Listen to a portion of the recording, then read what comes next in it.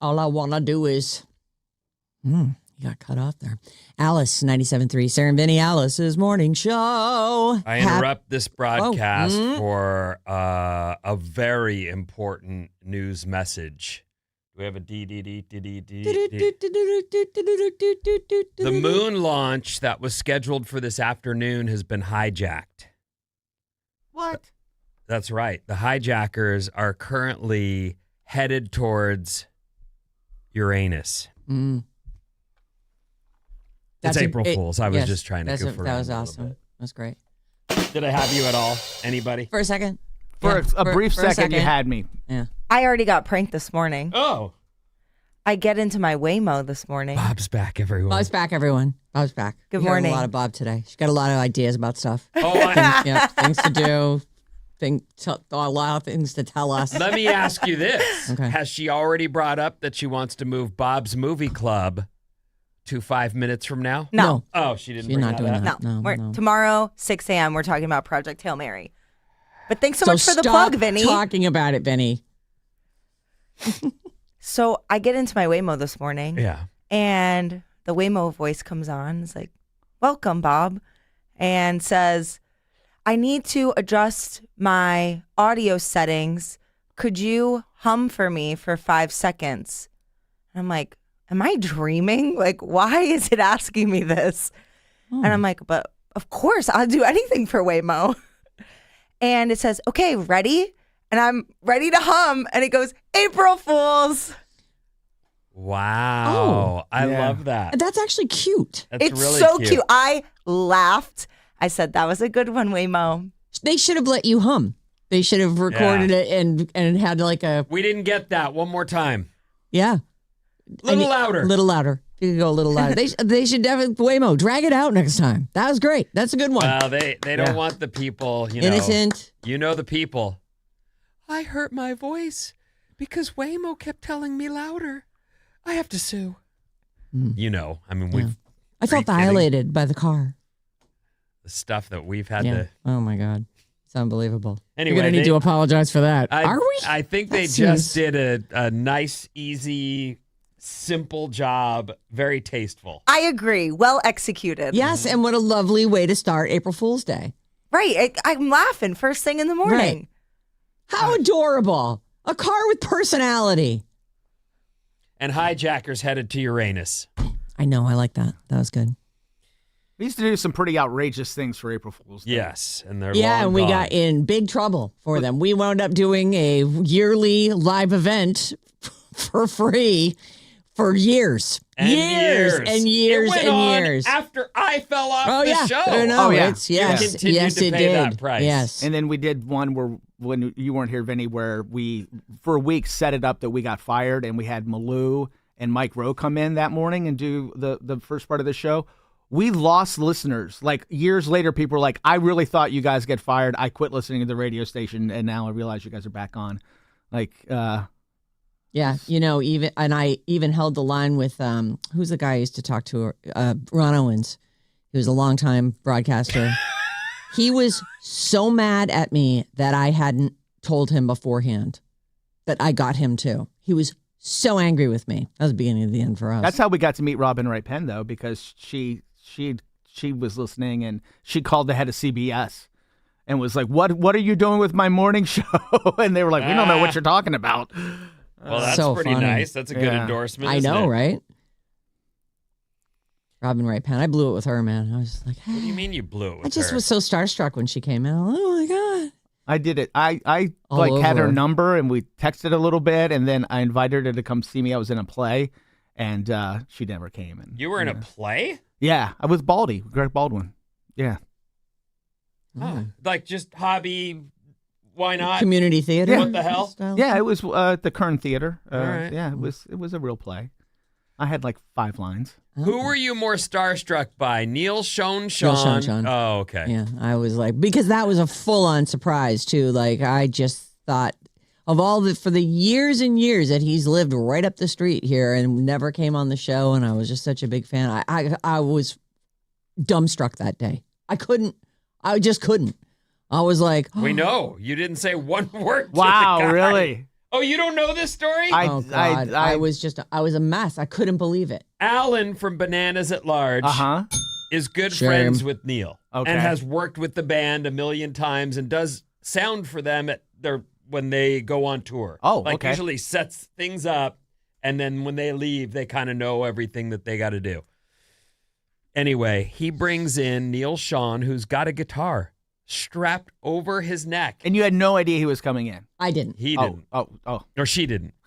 They all know that I'm a huge Neil Sean fan. So he comes walking in. Her jaw drops. I still, to this day, don't know how you had the ability to get the picture that you took. I somehow got a picture. She took a picture, and it's on her face. She's like, and he's in the background of the I photo. turned around to get my reaction, and he's just standing in the background, and I'm losing my mind. Like, I'm so bummed out at myself, too. Like, I think about that sometimes. Like, my friend Pat goes, I cannot believe you did not insist that he play Stone in Love. I cannot believe that you did not sing a song with him. What part of she didn't even talk to the guy don't you get? It's like, what is wrong with you? The guy sits down. I talked, but I wasn't like prepared for a freaking interview. I was like, oh my God. I said, oh my God, many times. I mostly asked him questions because she wouldn't talk. Wow. I get it stunned. though. I mean, I've been, I've got James Hetfield is my guy that I can't say a word in front of. I mean, yeah, you get these people I was just shaking like a leaf. Oh my God, it was crazy. That was a crazy day. So definitely I blew it more with Neil Sean than with Robin Ray Penn. But I just said too much to her. I just was like kind of cornered her and blah, blah, blah, blah, blah, blah, blah. Did you also get her number? No. Oh. She was not.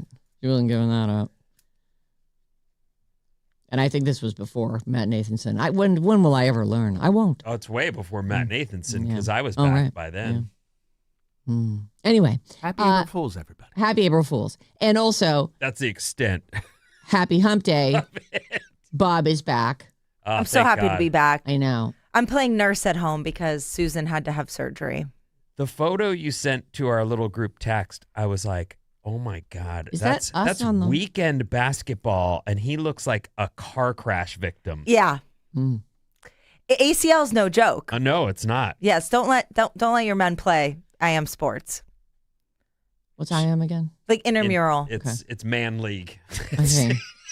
I'm a man. Later in life, I'm a man league sports. stuff. Right, okay. And they do thousands of this exact repair a year because of this exact age. 30-year-old men be popping the ACL. Her husband was playing softball and coming up with crazy injuries, and you'd go softball. All the time. But at least he's 60. Yes, at least he's 60. That is true. I'm like, Susan. Well, Susan's on to begun. Well, you know what I was it's curious. Slow downward. So Susan is a man, and it's a long story Don't if you're just overthink joining us. Yeah.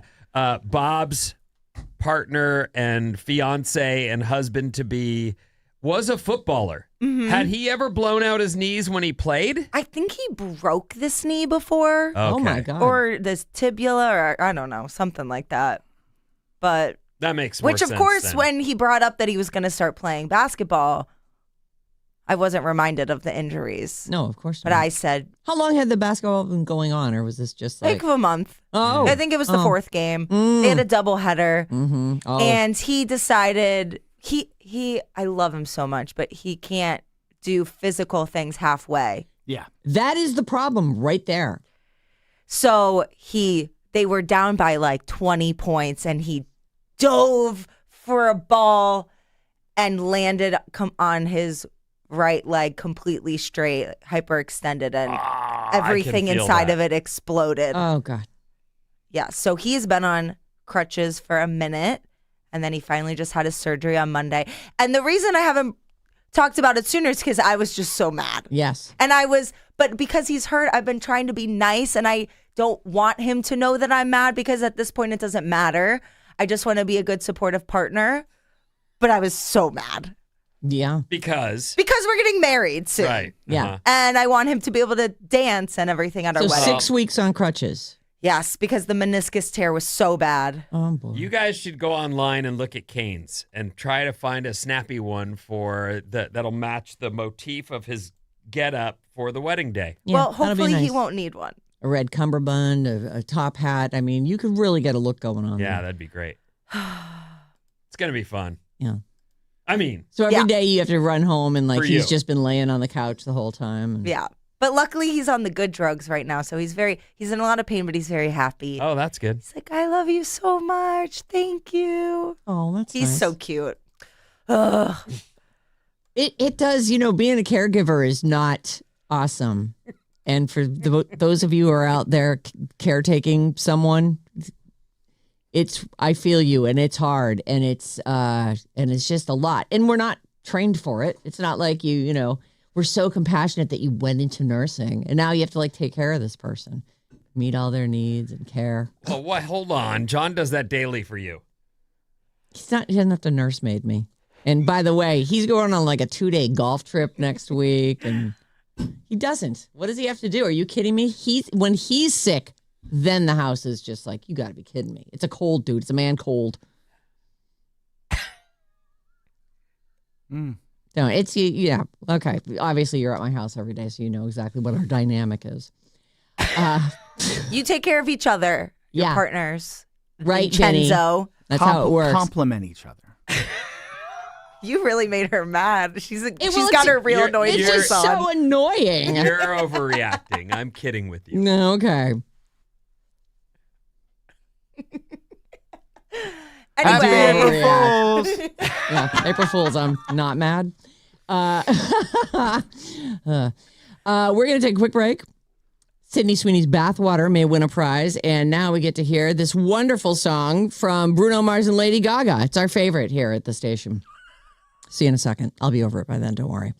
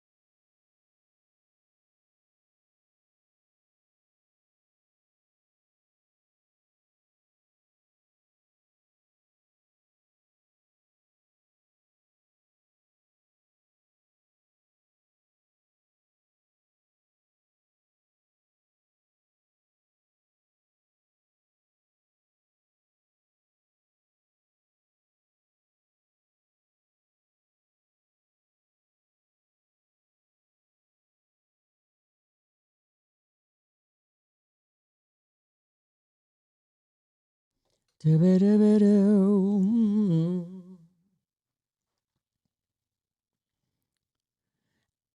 97.3, Sarah and Vinnie, Alice's morning show, Bridge the Gap. Today at 8, it's the battle of the generations. Bridge the Gap. I'm really looking forward to today. I love Dibs. And I know, I love Dibs too. And Sam is very good at this. I know. Sam actually has won. Well, he tied. I will say that tie was epic. They're both winners. Every question was answered. They both got like the answer to the thing was it was Madonna's number one hits. And how it was many 13, number one hits? And we had a 12 and 11 guess. Oh, I thought no. We had a whatever it was. They were split on it. either side. Yeah. So if it was 12, one said 13, one said 11. Yeah. And they were exactly one away. Yes. So we just at that point we're like, okay, we could go for a tie, especially since I think Scott Budman couldn't be in this week, and so we're like, we'll just keep Sam. That'll be perfect. No more tiebreakers. You got another tiebreaker ready for today? I do. Okay. That was a good one. It was really good. I actually can't believe how close everybody came to it. I'm not going to give any hints, but I'm going to make one that the number won't be so easy to get. I actually thought that was a perfect question. I would have said like 30 songs, 30 number one hits. Like I feel like she had 1 million number one hits. Yeah. So who's your contestant today for Bridge the Gap? So today it's Dibs. His name is Dan Dibley, but everybody calls him Dibs. He's on the Willard and Dibs show. He was a guy who worked, I think, at KCBS, right? I don't know. He was around, though. Back in the day. Oh, fun. Yeah, like really early days, Sarah and Vinnie, 1997, we were looking for a producer. And before we hired Uzette, Dan Dibley came down and we liked him, but he was super green and what is it? It was before Uzette? Yes. He was one of the people we talked to from down there. Are you talking about when we hired Uzette back? Nope. No. This was the first time around. He tried to get that gig. Are you? So you can talk to him today. I'll talk to him today. Yeah, that's weird. I feel like we got Uzette by almost like luck, and she was not really a radio show producer at all. She'd been doing stuff on KCBS, and we just kind of made that whole thing work. You know, I know that just it felt that way to me, but he insists that he was, or maybe he was like going for what he thought was the Homan gig. Yeah, he can tell us. So at 8:00 today, they'll be doing battle. It's funny because we really have leaned on that sports station for contestants, but they're all, and I did not do any sports questions today because I really feel like that's dicey. Sam might know something that Dibs knows. Oh. Dibs might know something that Sam knows. So I just said, you know what? I'm going to keep it Gen X specific, to give my questions to Sam, who's a zillennial. But it's going to be fun. So, I have one. Oh, you have a sports question. But I think it's easy. What, do you want it to be easy? Do you want it to be? I mean, if they should both be able to get any sports question. Right. If I can answer most of them, and I don't live in that world at all anymore. Like I used to love to do, but I don't get to watch sports.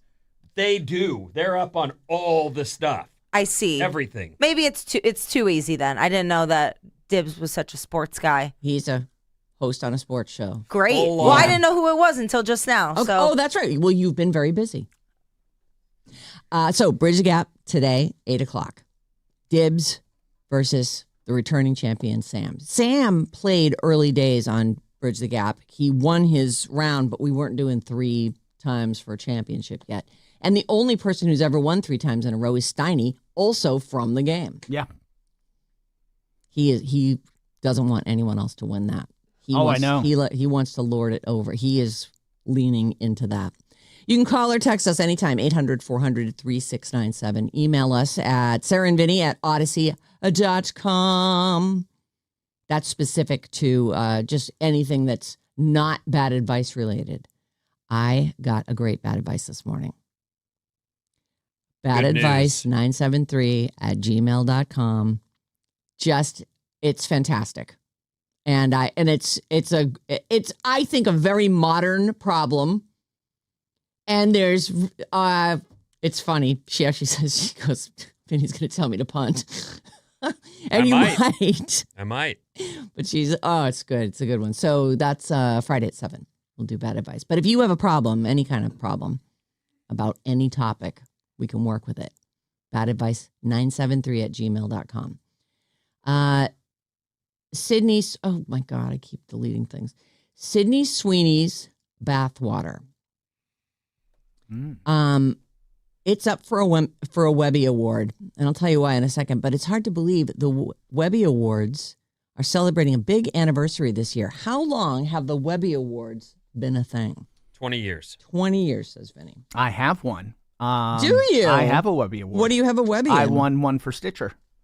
Oh. Yeah. What was it, like Best New App or something? It was Best News Talk app, because that was back then. That was the most of the podcasts were like. All right. Well, how long has it been around? What are they celebrating? That's going to be 20. Hold on. Let's see here. 20. I'm going to say 25 years. I'm going to say 28 years. That's a point for Bob. It's 30 years. I cannot believe that honestly, it felt like when we got here, all the .com stuff was happening, but I can't believe that they were already giving out the awards. I remember thinking, man, I am hearing a .com at the end of every ad. This is so bizarre. Yeah, but they were right on the cutting edge. Like, we're going to do some awards for that. And they were spending lots of money on radio, and yeah, radio was throwing parties and doing all kinds of fun stuff. Booming.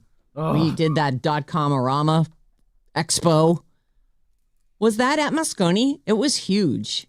It was somewhere big. I don't remember. And all these .coms came down. We were hosting all these things. It was crazy. .coms? What do you mean? Like websites? Mm-hmm. Yes. Just people's Yeah. companies' websites websites. There was a boom. You may have heard of it. Anybody that started a company got lots of money and then threw big parties and then went bankrupt. We're in the middle of it all, and we were backing the trucks up. Right. I mean, people had email for sure by then, but there were not a lot of places to go or things to do on the internet. Right. I repped MindSpring. Do you know that? No. It later became Earthlink. Do you know that? Oh, I had an Earthlink account. Maybe. I remember you. There was pets.com. Oh, yeah. That has gone under. There was chipshot.com, which was golf stuff delivered to your house. Yep. Which may still be around, but the way they built it, it seemed like this is going to go, like everyone needs golf stuff delivered to the. Right. No, they don't. Because people don't go and get fitted. And they buy that stuff when they're playing and then they're done and they don't. Anyway, it didn't. I don't know how that went, but they were ahead of their time. There were just so many. There was a million things that have been merged and melted and bought and sold, and it's no longer what it was. I had a friend that made a fortune. He bought lots of domain names for companies. Oh, I've heard about that. Yeah, and then sold them to the companies and. Yeah, squatting. Retired. There were a lot of squatters. I think he owned Bank of America at one point. Oh my God. Yeah. He didn't have to work after that. That's such a lame way to make your money, though. Is it? No, it's just smart. like super smart. It's clever, but it's like kind of pathetic. Wow. I think. Well, there are none left. So if you have there's no doubt it's a hostage situation. Yeah. Right. Oh, absolutely. Exactly. If people type in Bank of America and it goes to, this is available to purchase for $1 million. $1 million. So the Webbies, 30 years. All right. Which I'm very surprised by. So they're doing it with the help of, celebrating with the help of Sydney Sweeney's bathwater.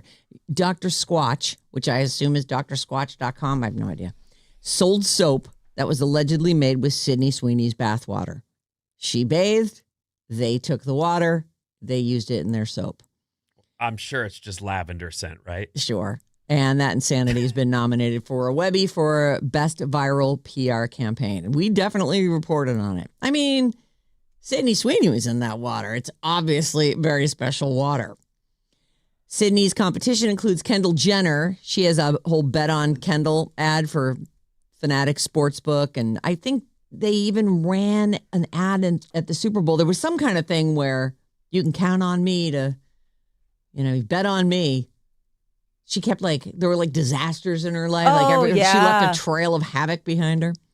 The Webby winners are going to be announced on April 21st, and there's an actual ceremony on May 11th. There are about 75 billion categories. I put the link up. If you want to vote, you can, and you can cast your vote. I put it on the Sarah Vinnie Facebook page. So enjoy. Kim Kardashian's kids will not be able to see her new Las Vegas film. It is going to be rated R. It's full of naughty jokes. Eva Longoria is behind this. The movie's called The Fifth Wheel. Eva Longoria says it's unapologetically R-rated. She is directing the upcoming comedy flick. It stars her friend, Kim Kardashian, in the lead role. And it looks like it's a Netflix movie. Eva Longoria said, it's so much fun. We just wrapped after 3 months of filming. We ended in Vegas. It was a dream job. First of all, it's a big, unapologetically R-rated female comedy that feels modern and contemporary. It also features Nikki Glaser, Brenda Song, who is Macaulay Culkin's wife, I believe. Yeah. And a woman by the name of Fortune Feimster. Oh, yeah, comedian. Yes, I have seen her. You know her. She's a large lady.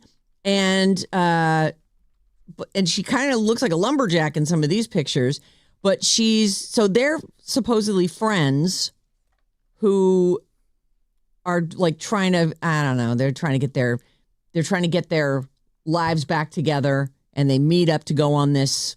They've been friends forever. They trying to put their stuff back together. And apparently Kim Kardashian is like this person who I don't think she's from their school or anything. I don't know if these guys are school friends, but yeah, that's Fortune. Is it Feimster? So, and then, of course, Eva goes on to just gush about everybody who's on the movie. But I'm looking at some of the production shots, and it does look funny. Like a 4-person kind of unlikely set of people. I don't know if Eva Longoria is actually in it, but there's a promo pic where it's Kim Kardashian, Nikki Glaser, Brenda Song, and this Fortune Feimster, and they're all sitting like on the back on an open, like the tailgate's down on a truck, and it seems to be like somewhere in Albuquerque, maybe. Although they end up in Vegas. Kim Kardashian is in the that star. Picture. She's the yeah. Oh yes, want to see it? Look, here's a promo shot for the movie. What do you think? Does it look like something you're going to run right out and see, Vin? I think I'm not there yet in terms of. It's going to be a while before I have time for that content. Well, it's on Netflix, so at least it comes. Although, does Netflix now release stuff into theaters for a short run before they? Occasionally. Only if it's for awards consideration. Oh, is that rule still on there that you have to have been shown in some kind of a movie theater? Yes. Leading up to it? I feel like this might be in the running for a Razzie. You think? Oh. Anyway. I don't know why Kim needs to be an actress. She needs so to much do it else all. going on. She needs to be the end all, be all, end all. I wish I had that much energy. I know that right. I saw her act on her own show, and she's bad. What's the name of that? Skirts or something? What? No. I mean, on the Kardashian show, all she had to do was say, "Courtney and I decided to open a boutique, and she couldn't get through her own dialogue on her own show." I'm not gonna watch this. I do think they all look really cute. They do. They all do. What is the name of that legal drama that she was? All's Fair. All's Fair. That's what it is. That's over, right? Oh, I don't know, but I've seen her in that and in American Horror Story. American Horror Story, she was okay. I mean, it wasn't a challenging role or anything, but I tried to watch All's Fair and I couldn't get through it. It's so like one episode, I'm like, this is awful. She's not a good actress. No. And I'm not saying that because it's Kim K. I'm just saying, you know what? She's not a good actress. Like, well, not everybody is. She's getting lots of chances to hone her craft because people keep casting her and stuff. She was in something where she was like the publicist for some star. I want to say it was Julia Roberts' niece. What is her name? Emma Roberts was like the star Drop of it. Dead Diva? I don't know, maybe. Anyway. She's still got the followers, though, to bring some eyes to the movie. Oh, yeah. Or anyway, the movie's called The Fifth Wheel. It's going to be R-rated. And Eva Longoria is behind it. I don't know if there's some shots, but it looks like she's just doing she's directing. She's wearing a puffy jacket and a ball cap. She doesn't look like she's in costume or makeup, so maybe she's not starring in it.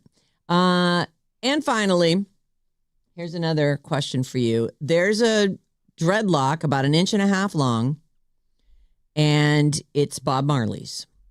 The guy says in 1978, I guess Bob Marley went on the BBC's Top of the Pops program, and this woman said, I just asked him for it. He just kept nodding and chuckling and appeared amused by it, so I twisted a piece of his dreadlock off, and he gave me an autograph as well. I kept it in my autograph album ever since. They're auctioning off this 1.5-inch chunk of Bob Marley's dreadlock. What do they expect to get for it? No. Is this even legal? Can you sell someone's hair like that? Yeah, they just sold Lincoln's lock of Lincoln's hair. Just got sold at an auction. How much did that go for? I think it went for like 200 grand. Okay, what do you think a 1.5-inch section of Bob Marley's dreadlock will go for? Is he dead?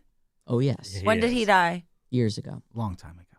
65,000. 65,000. Oh my God. Now, these are just the estimates. I don't know what it's going to go for. What I want to say before I guess is, for me, it's just me. He is the single greatest artist of them all. Okay. Musician-wise. You love him. I could put any of his records on and just let him play and be happy as could be. I realize I also like metal and all kinds of other music, but I'm a big fan of Bob Marley. I believe this chunk of dreadlock is not worth $1. So what do you think it'll go for? $1 million. I'll say 66,000. You said 60? 65.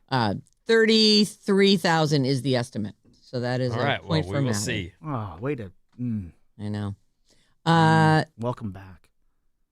It looks like the auction is going on now. So April 9th is when it closes. I don't know. Get your votes in or whatever. Whatever. All right, Ben, what's coming up in the news? It's a new month, and I've got everything that's coming up after these.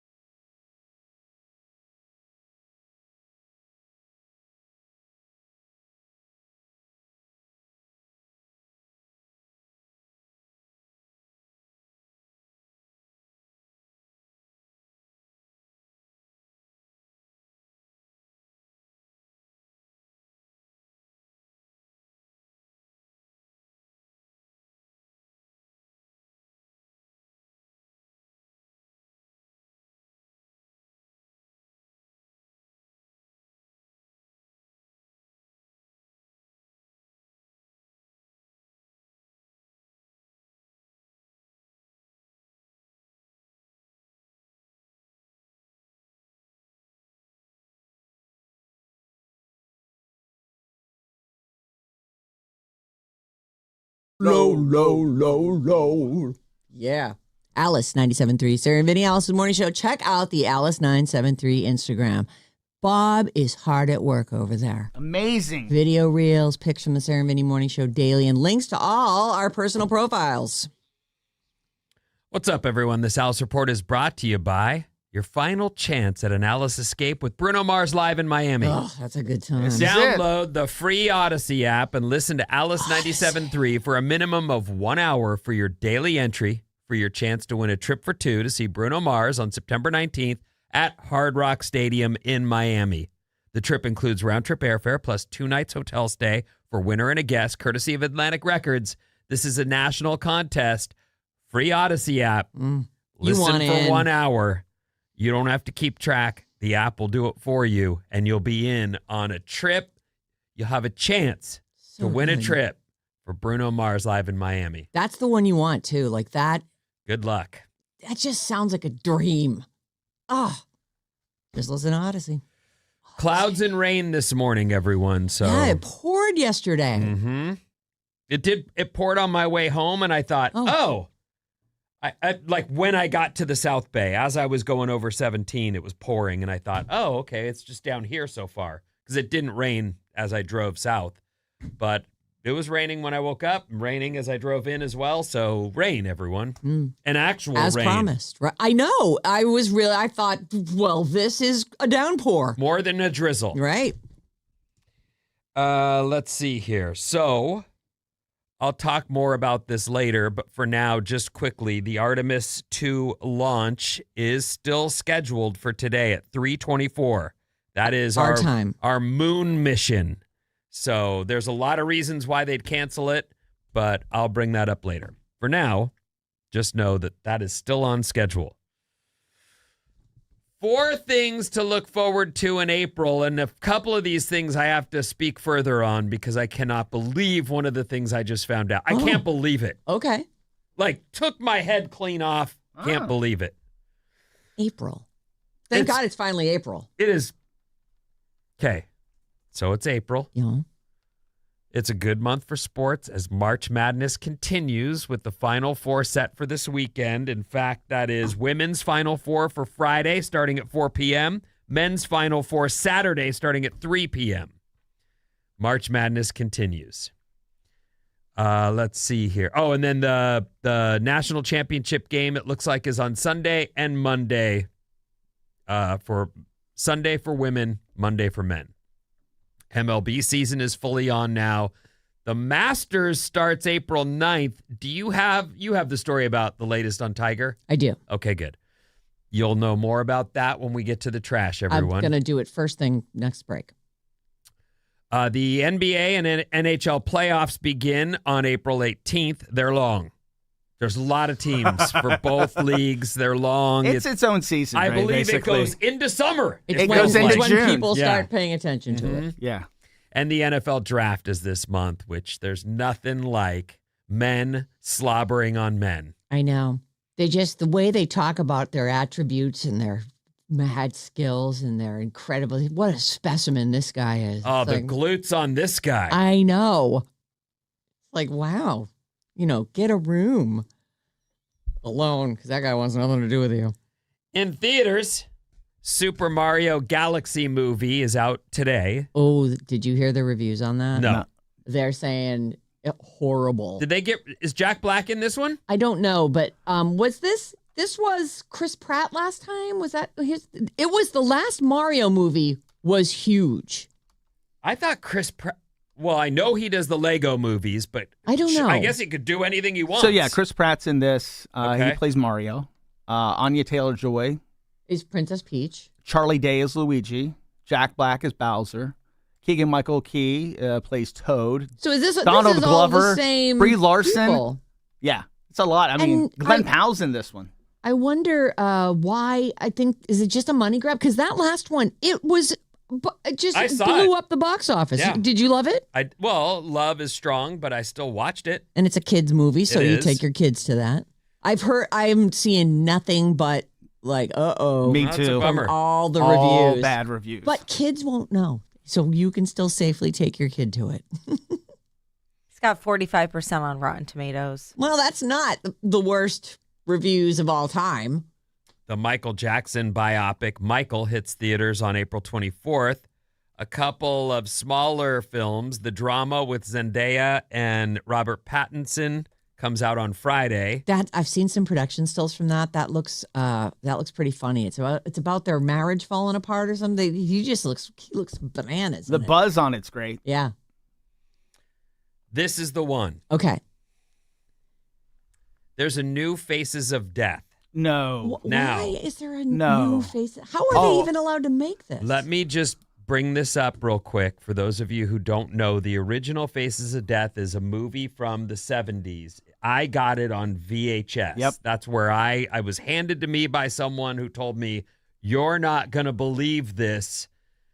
And I watched it, and it's disgusting, and I can't believe it even got made, and it felt like underground. Yes. And it's you're watching people get murdered. Yes. And monkeys getting eaten at a table with people who just are doing this to see what it would be like to, like, it's everything that you're watching. It feels like you're just it's humanity bottoming out. Like it's the lowest. But we all watched it. I didn't watch it. You didn't watch it? I didn't. I think that, well, nobody put the video cassette in my hands. I mean, but everyone was talking about it, and I was like, well, that's something I never want to see. What is this called? It's called Faces of Death.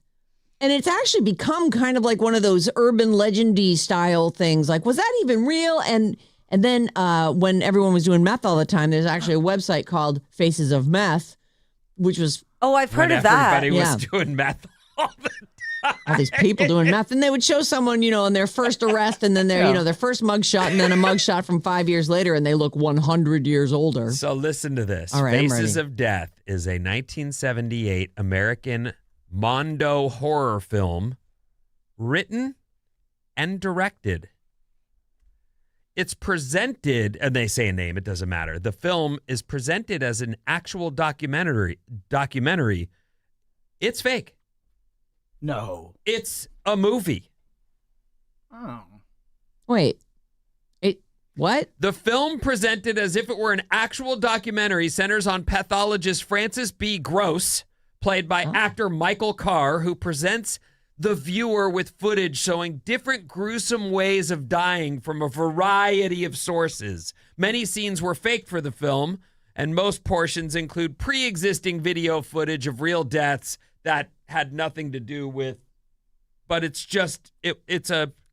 What? And there's a scene, it's like an orgy scene in that movie where I don't even know how to describe it over the airwaves, but for this to all be fake, it's taken my head clean off. I remember watching that, sneaking it, because the VHS was in my mom and dad's bedroom, because it was hooked up to they have it? The machine was in there. The machine was in there because the TV in our big room was just this giant floor thing that no one could hook anything. It didn't work. So it was in their room.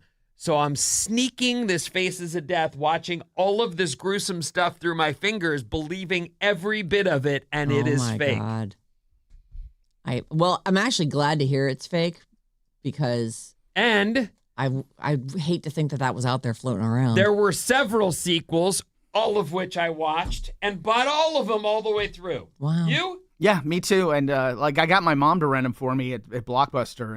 And isn't that crazy? They wouldn't be rentable if that was real, like... Right. Death. Actual death. I mean, I'm traumatized by some of the stuff I saw. I mean, the monkey scene will never get out of my head. I can see it right now. I hate it. The room. I've had that described to me. The spinning thing in the middle of the table. Right. The Terrible. little hammers. Yep. It was awful. All of it, I can see it right now. So that is fake. Faces of Death is fake. I'm actually relieved. And are you telling me there's going to be another one? There is a new one released this month. But it's fake. Well, it would have to be. I'm just telling you, they say here, the Faces of Death remake is out April 10th. I can't believe, but of course, why would I have wikied it? It lives in my, in my head as a nightmare. Yeah. And I just have never addressed it. Why would now I? You know it's just special effects horror movie. If you love this, these are the things happening in April. If you are into TV, April is stacked. First, there's spin-offs and reboots. Star Wars Maul, Shadow Lord is going to be on Disney Plus on April 6th. The Handmaid's Tale continuation series, The Testaments. I've heard comes out on Hulu on the 8th. Malcolm in the Middle revival. Malcolm in the Middle, Life's Still Unfair on Hulu, April 10th. I'll watch that. I used to love that show. I loved that show. Is it the originals? I don't know. Can you see if it's the original? I don't think Bryan Cranston's in it. Why? He's gone on to be a huge star from that. He was great. That whole cast was absolutely great. Yeah, I think, let's see here. Looks like everybody except him. The mom's in it, though. Oh, no. No, Bryan Brian's Cranston. in it. Oh. Yeah. It's a mini-series. Jane Kasmerick's back. So there they are, all grown up, and they're whatever family reunion happens so that they can all be together. I love that show. God, that show was so weird in the best way. We used to watch it in my house. Yeah. Stranger Things spin-off, Stranger Things Tales from 85, premieres on Netflix April 23rd. These are all things happening this month that you have to look forward to. The 5th and final season of The Boys hits Prime Video on the 8th. They're doing a video game based on that, too. Oh.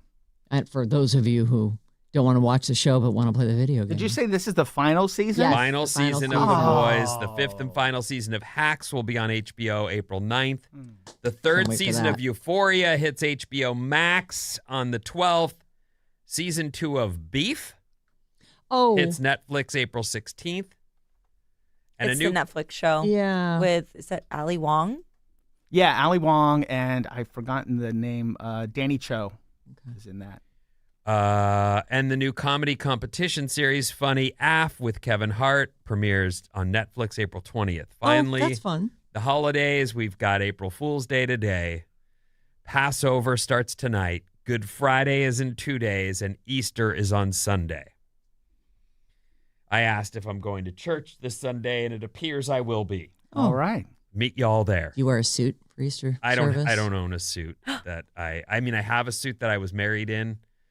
I've gained 10 to 15 pounds since then. I doubt I will be. Have you? I have. Well, at least 10. Oh. At least 10. That's not very much. No, you can fit in that. I don't want to fit in that. I will wear some slacks and a button down. I can put it together enough that it will be fine. Do you have Lululemon dress pants? No. Or like athletic dress pants? Those are the best. I didn't know they made athletic dress pants. Oh, They yeah. do. They're They're stretchy. I'd like that. So they're like a slack. They look like a dress pant, Bryn but used they're to wear them all the time. He could do the splits, but still be in his slacks. They're Lululemon. They're the same. nice. They're the same stretch as. You should go get those. You know, very forgiving. You should. I'm actually good. I'm fine. I went to a memorial on Saturday. I was dressed fine, right? You looked great. Very sharp. I'll put it together for Jesus' day. Don't worry, everyone. National Burrito Day is tomorrow, which, I mean, burritos. You know what we're doing for breakfast? Oh, my gosh. Let's get breakfast burritos. I tomorrow. love breakfast. burritos. There's a day that's it's don't go to work unless it's fun day on Friday. Oh, luckily This this place Friday? is fun. Yeah, for us it's fun, but for all the party people who are like, I hate this place. Don't go to work unless it's fun day. You got to go to work, though. I mean, the bills don't pay themselves. National Beer Day is on April 7th. National Pet Day is on the 11th. Earth Day is the 22nd. And Arbor Day is the 24th. My goodness. April is stacked. Yeah. Fun. Woo! So much to look forward to. Plus our birthdays, Vin. My birthday isn't this month. Yeah, it is. Now, listen, I want to tell you guys something about your birthdays. First of all, we got to pick a day that we're going to celebrate it because what are you, the 10th? Yes. So, and you're the 12th. I got you guys something and it's not getting here in time. And I'm super bummed about it because I have all these plans. So I want to know if we can postpone your birthday. My birthday happens on the weekend, so you're off the hook. No, it's fine. You're completely off. What we'll do is I think yours is on Friday the 10th. Is that right? I don't know. I haven't looked. I'm at that age where I'm like, oh, my birthday. Meh. That's where I am. Are you going to be 31? Years deeply into the meth phase. It's not new. Yeah, I'm 31. Yeah, that's when you leave it to the people around you to celebrate. So we'll do something for you that Friday. And then I'm just going to get the thing that is coming and... Oh, we can totally postpone and we can just pretend. No one needs to know that it's not really our birthday on whatever day you pick. We can just do it that day. Here's something that I think, this is just a moment in my life that you got to be careful when you pop off, especially if you're the get off my lawn guy in that moment. As my daughter, who is an August baby, was celebrating her, I forget how they word it. It's like her half-year birthday. And I was like, what in the mother? Oh, for school. This is such horse. Now we have to celebrate the middle of your birthday as well as your birthday? That's right, Dad. This is unbelievable. I didn't say it to her. I'm just saying, I was saying it. And then my wife goes, her birthday's in summer. Yeah. So she can't celebrate with her friends from school. So they do the half year. So did she have a party and everything? Oh. Or was it just... Such a foot and mouth moment. Like, oh my God, they came up with a way that all the kids can celebrate together. And I have to be the old man, the grumpy old man about it. Literally. Literally, the half birthday, now you know, is not because they just want to have more parties. Right. It's that so the kids can celebrate together. I love that. I like that. I think it's really cute. It is nice. I'm a summer kid, and it used to suck because everybody's gone. I'm in July 10th. Everybody's out of town. That's what I'm saying. There's no party to be had. And you don't get to have something at school. Yeah. 'Cause usually that's acknowledged at school. That's what I'm saying is they figured it out. The half-year birthday is for the summer birthdays. Is she 7? She will be 8. This summer. This summer. It's a lot. So she's 7.5. Gone you fast, guys. yes. She had her And birthday. the other one goes 13 later this year. I can't believe that Isla is going to be a teenager. I was sitting there in my room yesterday and we're working something out and talking and I looked and her leg was like, we're sitting on the floor and her leg goes past me and continues to keep going like for a mile. And I'm like, this freaking kid is all grown up. Is she as tall as her mom? Yeah. Oh my God. She's grown up. Like she used to be my little peanut and now she's grown up. Oh. When I do laundry, I'll be pulling out bras going, oh my God, this kid wears bra now. Like, what happened? Incredible. Don't put the bras in the dryer. Hers have to. They're trainers. They're not the actual. I still dry all my bras. Nice material. I don't worry I about never that. wash mine at all. What? But My real bra? But you said you never sweat. Kind of sweaty in it? Well, I usually wear a sports bra. So those I wash, of course. But your real bra, you just don't wash it. Nah, yeah, like never. And it smells okay. I think so. You only have one of them? Yeah, I threw them all out over COVID. Oh. Are you serious? Yeah. Yeah. I had a girl. My first real girlfriend had big giant boobs and had one bra that fit her. She had other The bras, perfect bra. but she had the one that fit her, and she would wear it all week, and then would want to wash it and still put it on later that day. It was like the thing. I always thought like, what a bummer. You need a backup bra. What a bummer that you find yourself. She had these beautiful cans and only the one thing that fit her right. I didn't have any money then. And what money I did have, I spent on doobie weeds. I was going to say, you were going to spend that on a new bra. Beer, Bras are We're expensive. going to keggers. I mean, that's what we're doing. So, but seriously, you need more than one, don't you? I have 2 bras that are my go-to bras if I'm going to a bra. I have just been made aware that I've used up my time. Oh, boy. 800-400-3697 is our text number. Let's see here. From the 602, I saw Faces of Death in the Marine Corps in the 80s. Vinny, you've destroyed a core part of my life. I'm telling you, we all thought it was kind of a real. relief, though, that it is It is, fake? but it's shot. I'm telling you, the way that thing was passed around on VHS, too. I know, like it was a secret It was underground an underground thing, and we all fell for it. And one more, 415. Unfortunately, the extreme movies and gore content is still huge online. It's disgusting. It's so bad for our mental health. I understand morbid curiosity, but people are getting joy from this now. The new Faces of Death is totally fictional. Thank God. Well, apparently the old ones were too. Well, they used some footage from things that happened that weren't associated with the movie. So, like one of the scenes they say here was a guy attacked by an alligator. That video existed, and they just put it in the movie. Oh. So they didn't do that for the movie, and it wasn't. So the monkey might have been real. Yeah, I think it had to be. The monkey did seem real. Like the way it was described. I hated that. That's the word. I'm surprised I'll never get it out of my head. Bad with all your, I like squirrel cheeks. Yeah. No, That's true. That's a good point. I mean, it's very surprising. And you know what I mean? I'm not a huge fan of monkeys to begin with, but that was didn't awful. know that. I didn't know that. That actually does sound somewhat familiar, but I was really, I focus more on the sort of the clowns as the thing that you're not into. Yeah, you run into monkeys and you run the other way if I see a monkey. Who even sees monkeys? Where's that? What do you mean monkeys? People have them. I've been around a monkey before. I've been around a couple times with monkey. I remember it freaking up at the Six Flags one time. They were like, here's a monkey. Thing went crazy, running around the room, jumping off of me. I didn't like it. He's touching me. Ugh. Okay, we're going to take a quick break. When we come back, Tiger Woods, Tyler Perry, and Bob is going to tell us all why we care about this story about Summerhouse.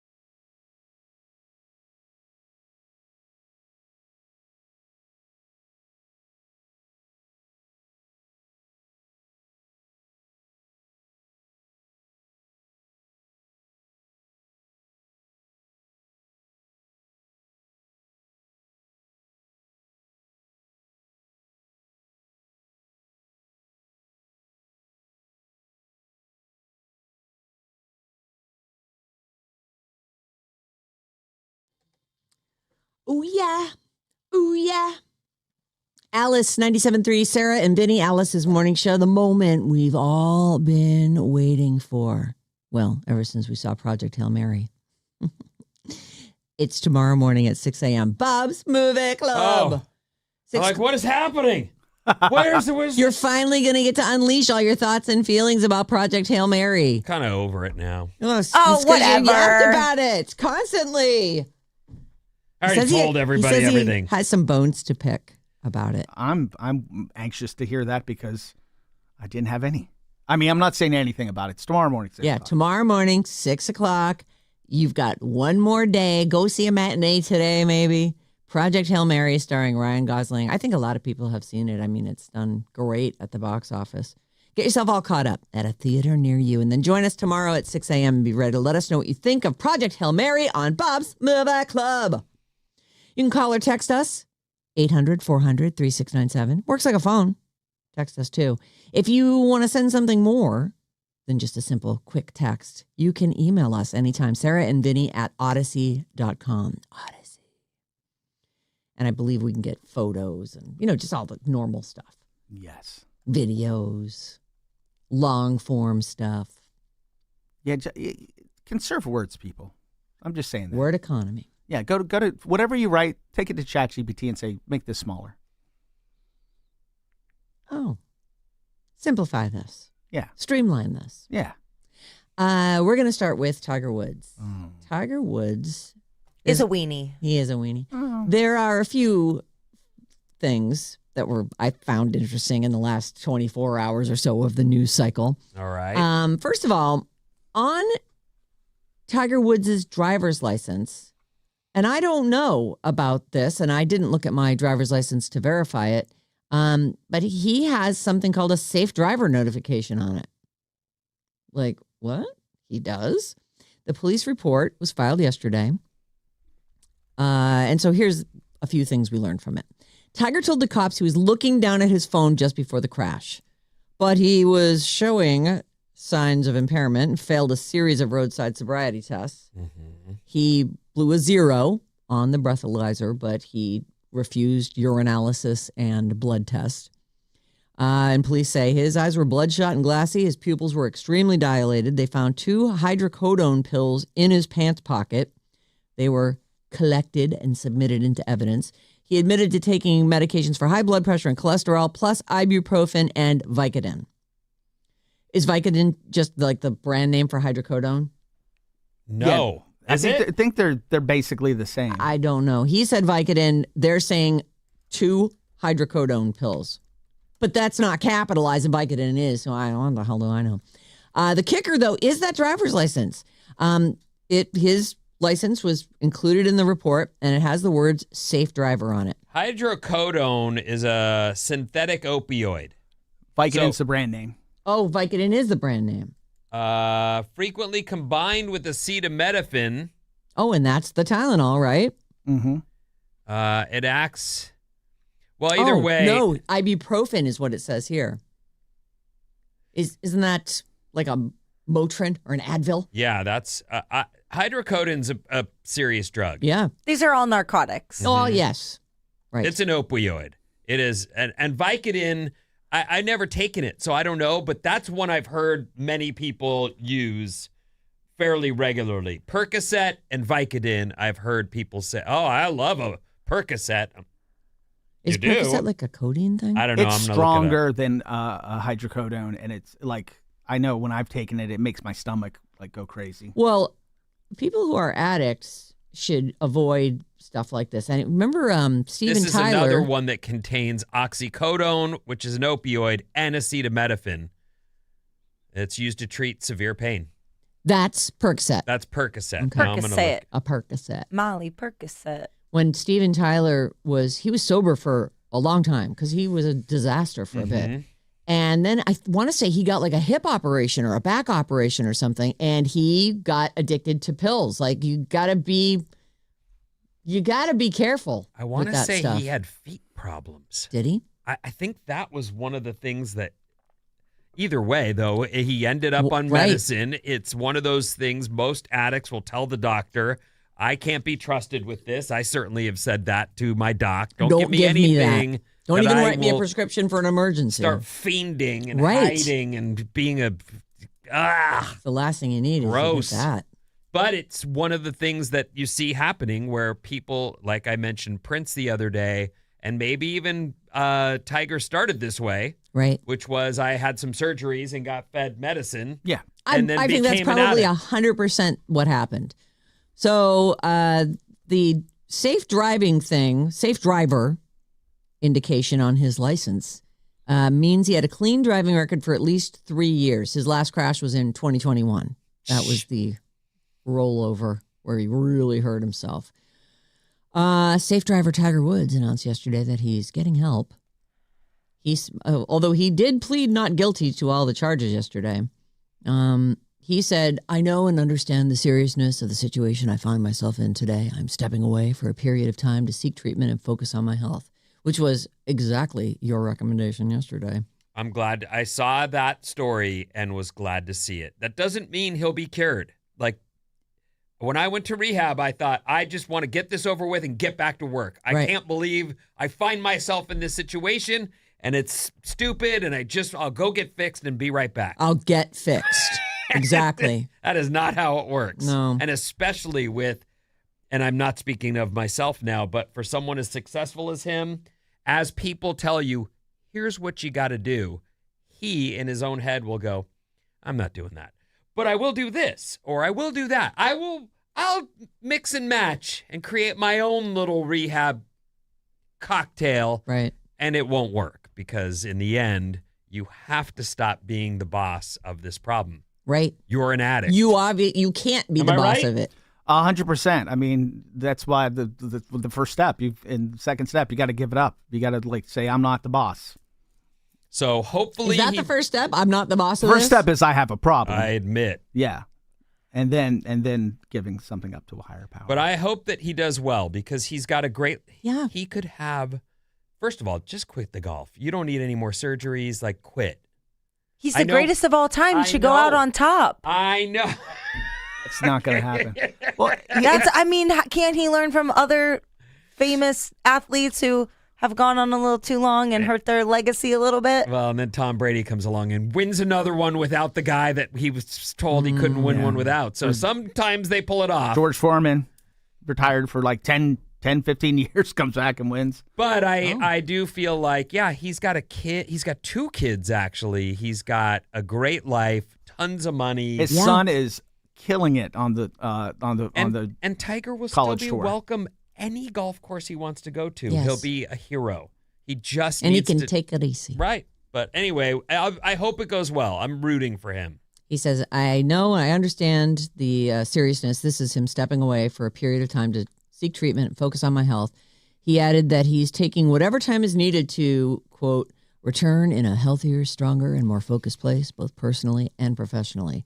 So he's not saying specifically what he's seeking treatment for. I think we're all pretty clear that this is it sounds like an opioid dependency. Those sound bites haunt people. And so they're coached to be careful, right? Especially because of the business that he'll still have big money deals, whether it's on TV as an announcer or so they're coached to be careful about that. But we know why. So, right. He's not saying what it is. And he also claims it's his only transgression was looking down at his phone. Right. Well, that's bad too. Don't do that. He could have killed somebody. Right. This is his 3rd car accident in 15 years. It's insane. Often that is, so a person is inebriated with whatever, right? Whether it's alcohol or pills. Often it's I'm going to change the radio station.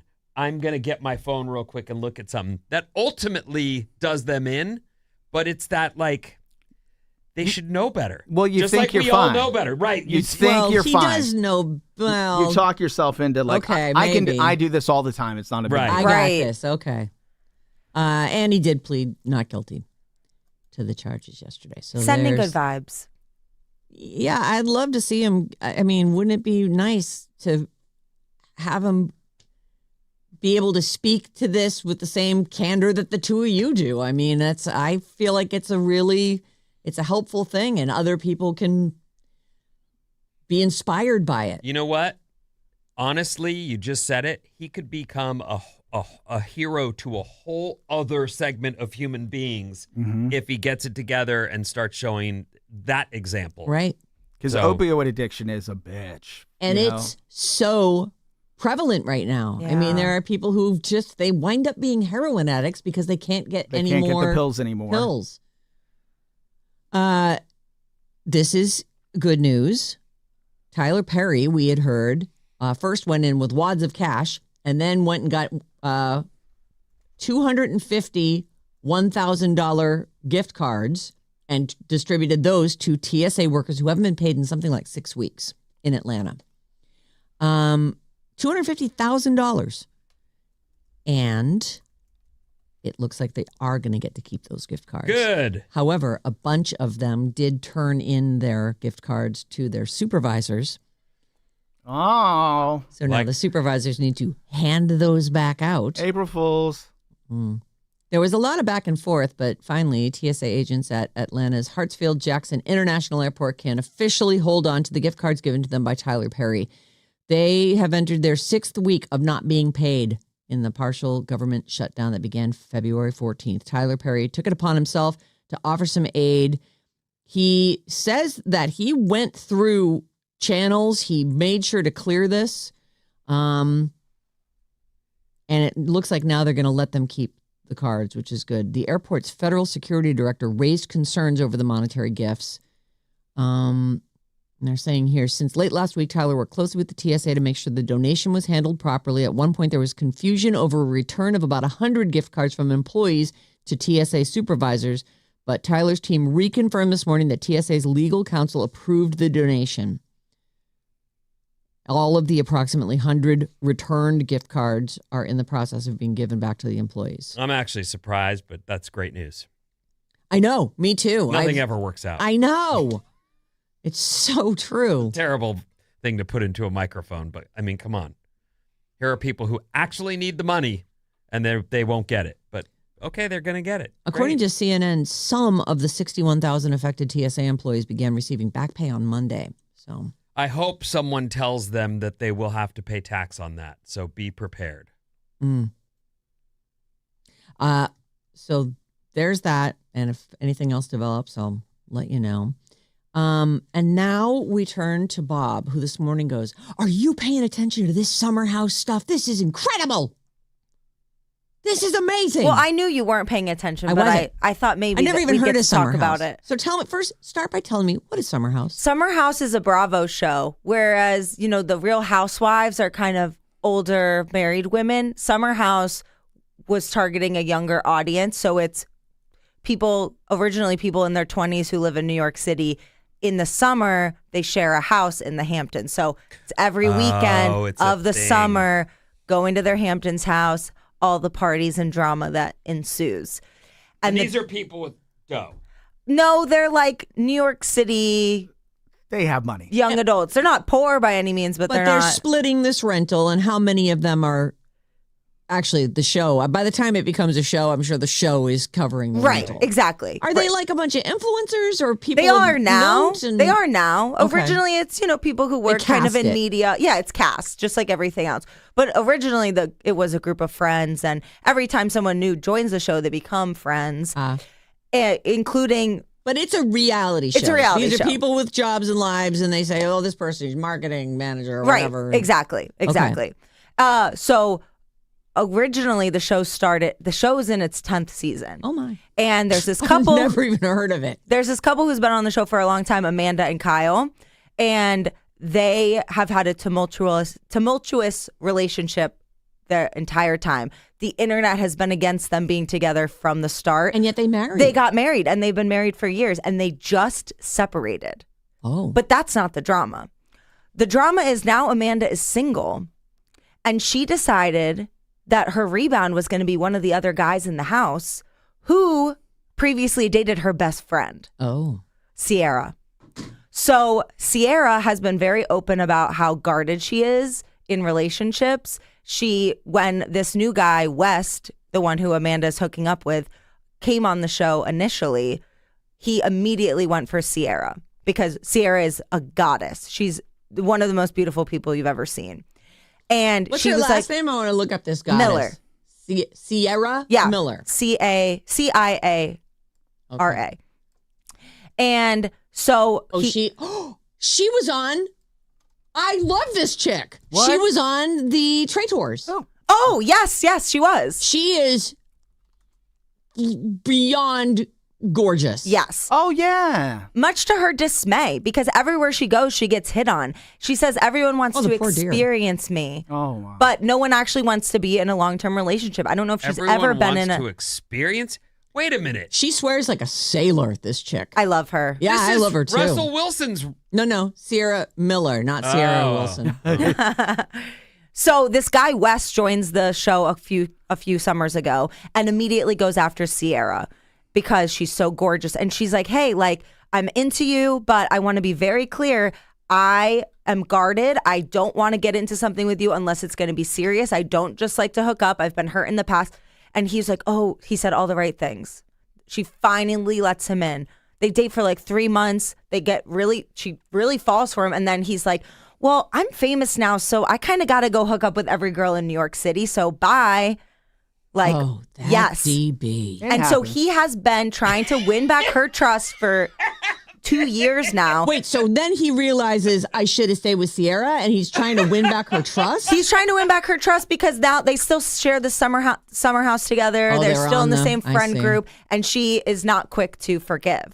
But he's been working on it. And we're watching, a season's airing right now from this past summer, and we're watching her start to let her guard back down, start to let him back in. And you can see that she still has serious feelings for him, and he still has feelings for her.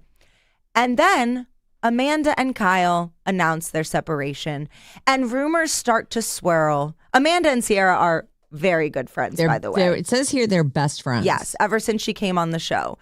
And Amanda said through her separation with Kyle that Sierra's been one of her most loyal friends.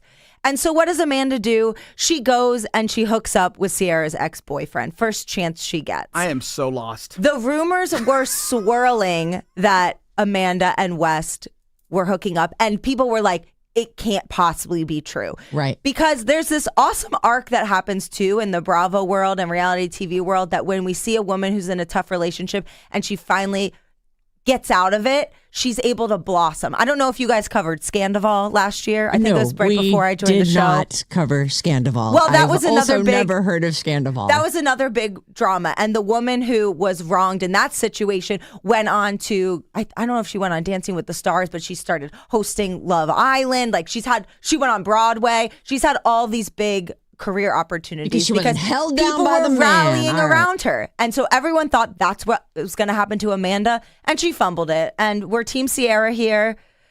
The only thing I will say is if Amanda and West are truly in love and stay together forever. She went like this, hearts centered on her chest. If they're truly in love, then love prevails. And hopefully she talked to Sierra about it beforehand. No, she didn't, because she didn't. Sierra has unfollowed her. They made a joint announcement on Instagram. Because you don't understand, this was taking over the girly pop world for the past week. Oh my God. Our algorithms are full of the conversation about this. So they released this statement yesterday. It says, it was never our intention to purposely hide anything. Given the complicated relationship dynamics involved in the scrutiny that comes with being on a reality show, we needed a little space to process things privately before speaking on it. And there are a lot of words. I'm not going to read them all to you, but as our feelings evolved, we wanted to take time to understand exactly what we were feeling. So they must feel that they are a forever couple. I don't know. I think this guy West is still in his F-boy era. So I hope Amanda knows what she's doing, but I'm not super hopeful that it is true love. But I hope so, because that's really the only way out of this for them. Sorry, Sierra, we love you. We'll find you the right man. You can do better than this guy, too. No, literally, she has bad taste in men. Yes, terrible. This guy, he looks like a tool. He is. Wow. I can tell just from the one picture I've seen of him. The way he wears his hats would make you gag. Oh. How does it, sideways? Like barely sitting on his head. Oh. You know? Well, that's a whole thing that's going on now. All right, I'm out of time, but thank God we're all caught up on Summerhouse now. We know about all this drama. That's amazing. Well done, Bob. You're welcome. Scandalicious sounds like it's also pretty fun. It is. Maybe I'll catch you up on that sometime. Scandival. All right. What's coming up in the news, Vin? Yeah. I was actually looking at some of the pictures of the people involved and trying to sort of piece all this together. Ciara should leave that show and go do something else. She is phenomenally awesome. Mm-hmm. She's so funny and great. I've got some stuff coming up, including survival tips. And Yosemite Sam makes our news and more after these. Yes.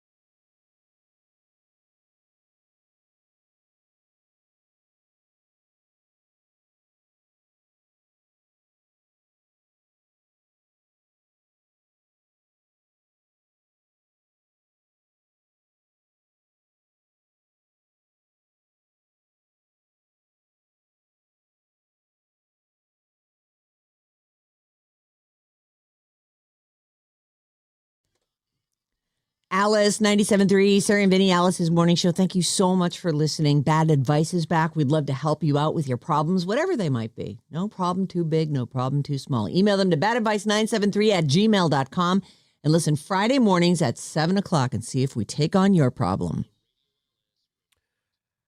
What's up, everyone? This Alice Report is brought to you by our YouTube page. Watch video clips from the Sarah and Vinnie Morning Show or stream us live on our YouTube channel. Just go to youtube.com/@RadioAlice973. We're there right now. Hello. Hi. We're live. Hello. And remember to smash that subscribe button. Please. That's the way. That you have to say Smash that at the end of your plug, because that's what everyone on YouTube does. Remember to smash that it. subscribe button. You can even hit it gently, but just hit it. Yeah. Hit it in your own special way. Hit it and don't quit it. Yeah. Here's what's happening. It is April 1st, Wednesday. Welcome to it. Thank you. Clouds and rain outside expected today. And It's been raining. Mm-hmm. It's good. Yes. We are supposed to be getting rain. Mm-hmm. As I already mentioned, it's April 1st, and here is I found this. I can't be trusted with pranks. Oh. Because I think things are funny, and then people, if someone gets had, their reaction could quite possibly be hostile. Yes. And that just sucks because you're like, bro, I'm just kidding. You know, it's that's what today is. Don't you know? This morning on her way in, Bob was pranked in her Whimo. Mm-hmm. Like the Whimo thing asked her to, hum to help him check the audio levels or whatever it was. And Maddie and I were sitting in the hall talking about like, oh man, it would have been great if they'd recorded everybody and made a montage of it. And he goes, yeah, but then people would be like, I didn't give you permission. I'm like, you know what? You're right. I don't want no trouble. I can't even believe that I guess as soon as you start trying to amp something up, right, you've already lost. Yep. Yes. So I made this. it not fun. As you are heading out into your day, these are the unofficial rules of April Fool's Day. Okay. There's a noon deadline. Oh. This has been a guideline for a while, they say, but it doesn't always get mentioned. The fooling stops at noon. Oh. And any pranks must be revealed by then.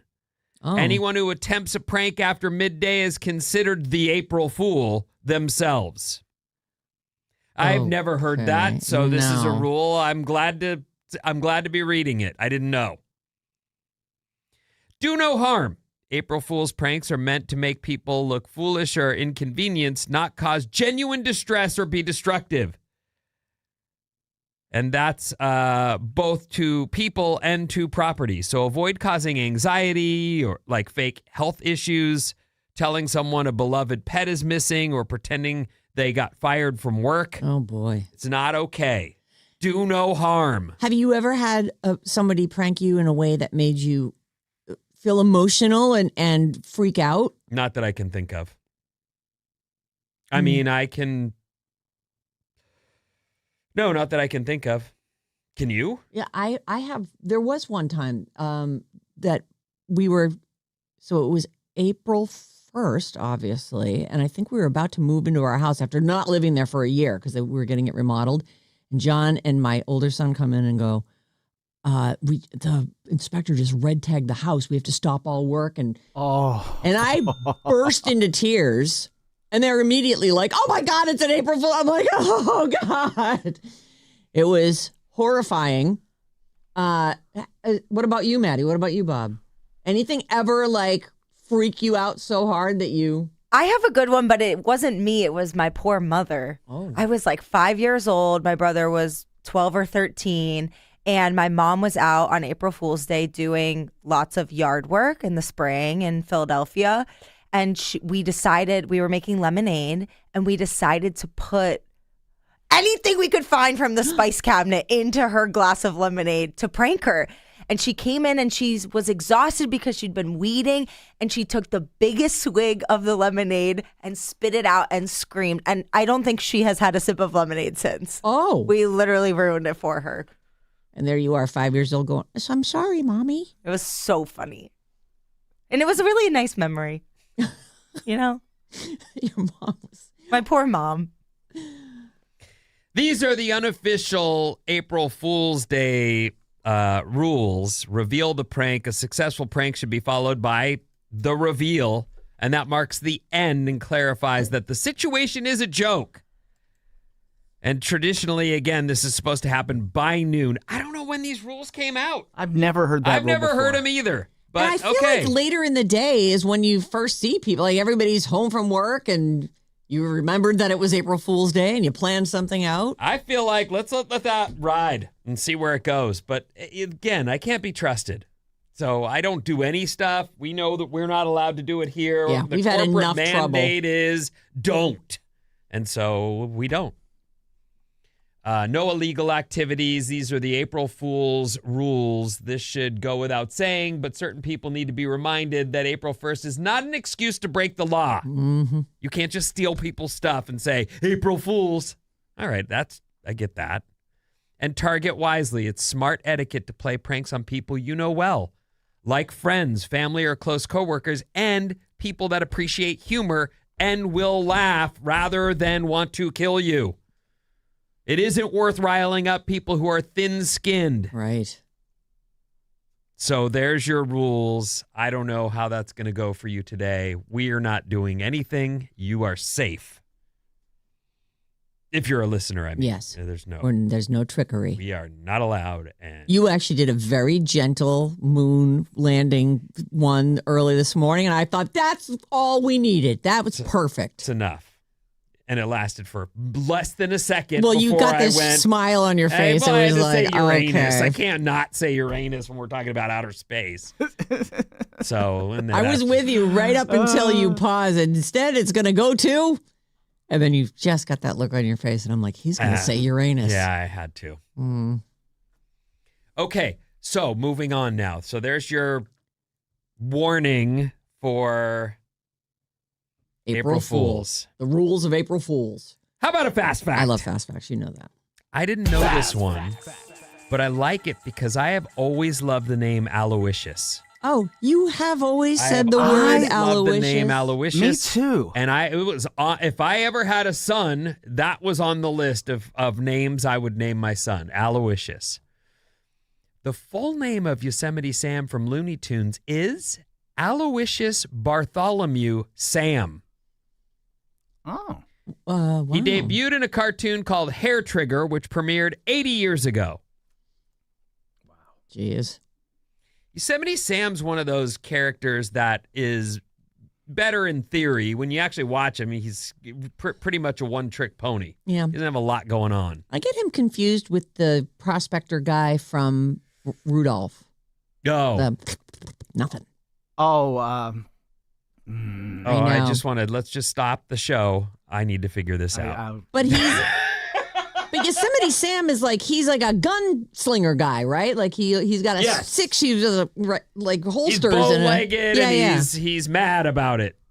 I don't have no idea what you guys are talking about. Really? You never watched any Bugs Bunny stuff or? I don't think so. Yosemite Sam was just a character. He had this big bushy red mustache.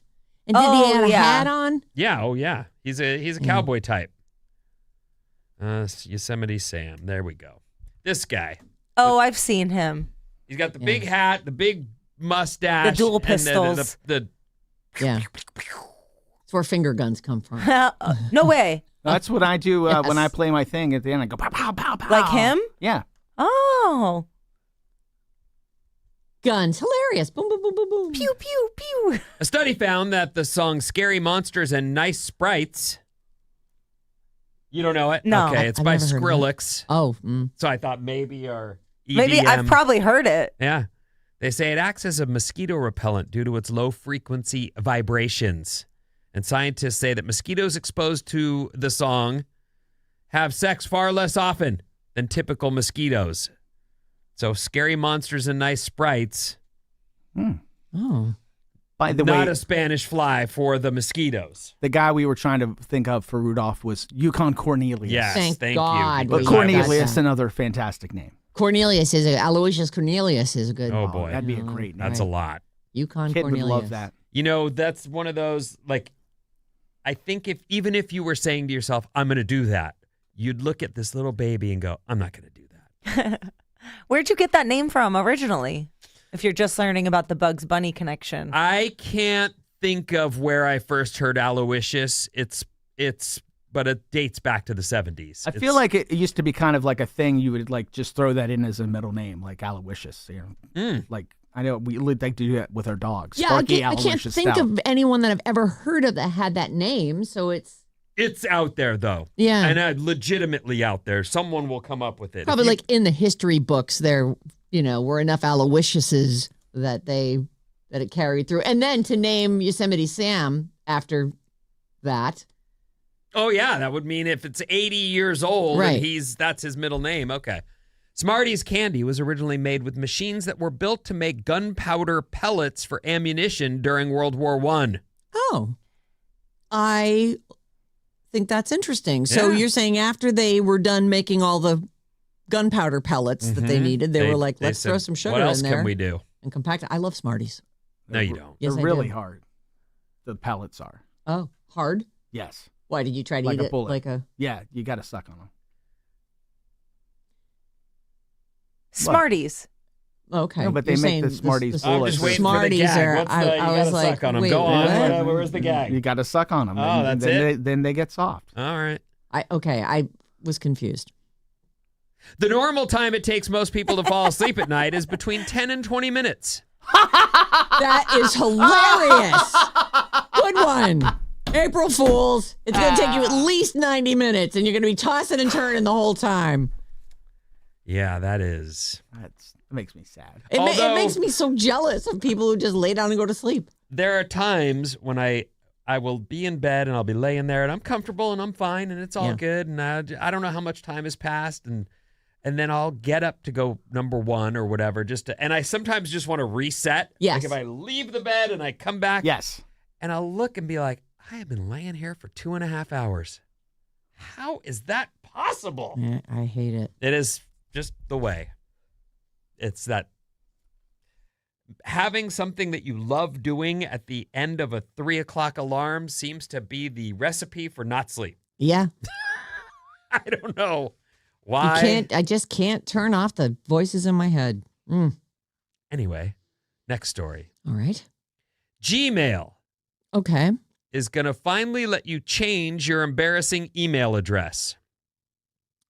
So if your first email address, from your high school days was beermebro @gmail or whatever thing. So you can keep that account and rename it. I guess you'll be getting an alias. Is that what this is? It's just an opportunity for you. The two accounts will stay active so people could still mail you at Kiss My Butt.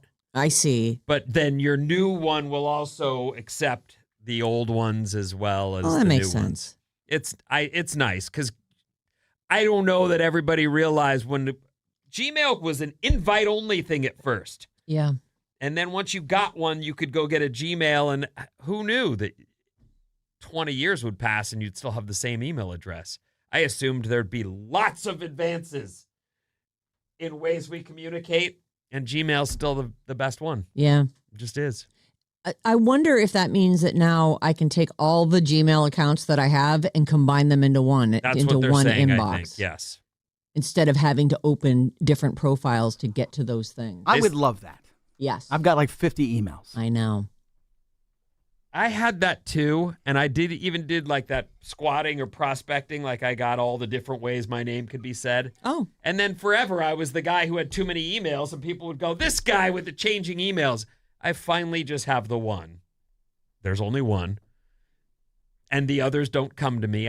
They've been let go, and they're out in the world. I don't know why you'd want a bunch. I don't want them. It's just I have 100 jobs, so every job has a different email. It's such a pain in the butt to manage Huge all this pain in the crap. butt. There's no point. I love this guy. I almost called him Kid because I've been calling him Kid since I met him. Icky, who worked on the show, he's a guy who, when I first met him, he was 20. And we ended up working together in Eugene. And his email was like this obscure word. And I was like, what the hell is your email? And he goes, Bro, that's a Green Day song. You don't know? What was it? It's like Haushinka or something. Oh. And it is a Green Day song, but it was one of those emails where I would like to think this is an email where he's finally going to go, I should put my actual name there and remove the Haushinka. And he's one of those guys who sneaked up on me age-wise. Like, I was talking to him not that long ago, and I was like, oh, happy birthday, kid. And he goes, bro, I'm over 40. You don't have to call me kid anymore. Yeah, but that's, I know, but it's one of the, I didn't know he turned 24 to 40 happens pretty fast. He's in his 40s now. He's not a kid anymore. He's in his 40s. Anyway, back to the Gmail. You can now, if you've got an embarrassing Gmail address that you've been having to give to people for job interviews and worse, you can now change it to something a little more appropriate, and it'll all come to the same account. And they say, be careful what you pick for your new one. You can only change it every 12 months. Oh. So look into that if you've got an embarrassing Gmail account. All right. Mine is my first radio name still, Maddie McHugh. Oh, I just gave out my email, but there you go. Well, everyone. Yeah. Now we know. That's your current email? That's the one that that's my classic box. That's like the Maddie one. McHugh. Yeah, Maddie McHugh. Could have grabbed Maddie Stout probably, but I chose to go with Maddie McHugh. And Maddie McHugh, were you working at a top 40 station? No, I was at a alternative rock station. Maddie McHugh. And you were selling Maddie Matt McHugh. I was Matt McHugh, and then when I got to New York, it got changed to Maddie McHugh. Well, everybody calls you Maddie. Yeah, but then the McHugh kind of went away too when I got to New York because it was not the kind of radio. We were doing FM talk radio, Opie and Anthony, Howard Stern stuff, and yeah, the McHugh thing didn't really. Can you spell McHugh? MCQ. Oh. Matt McHugh, the rockin' best, CLG FM. Here's a little lead for the head. That's what I would do. Oh, goodness. Whoa. Lead for the head on an alternative station? It was alternative. It was that crossover time when, we were playing the rock alternative. Rock and, here's Pearl Jam. And now it's time for something from Yes. Oh. Pearl Jam and Yes. I love this station. All right. Yikes. No, I didn't. All right. Maddie McHugh. It sounds very top 40, and I know you've been in New York, and I've seen those videos of DJs from the olden days in New York. They were amped up. Oh, yeah. Like probably on lots of coke. The way they were, and I could see the Maddie McHugh. How you doing over there? Finger guns. It became actually Maddie Moonshine in New York. Everybody. Oh, Maddie Moonshine. Yeah, they liked the whole. They thought that was funny. Let's lean into the West Virginia Let's make fun thing. of the West Virginia guy. Well, he never stops telling you where he's from. It is true. I if can you see don't them know, being like, you know what? You haven't been listening. He's been telling us nonstop. This is his thing. Let's lean into that. There you go. Have you ever had moonshine? Yeah. Our neighbors made it. He had a still in the shack out back. Yeah, So it's not actually a joke. No, absolutely not. Oh, okay. Everybody wants you to try. Do you their also shine. play banjo? I wish I did. I don't know how. I'm not musically inclined when it comes to instruments. I see. Or singing. Our text number is 800-400-3697. Maddie McHugh's on the show with your text. Hey, everybody, I got some text for you coming from the 707. No lie, I'm asleep under 5 minutes. I can also nap anywhere, anytime, even if I'm not tired. I feel like that bit is over. Okay. Please start with that All bit. right, no lie, I sleep under 5 minutes. I can also nap anywhere, even if I'm not tired, but just bored. Pro sleeper here, Stephanie in the 707. Stephanie, cherish these moments. Cherish because them.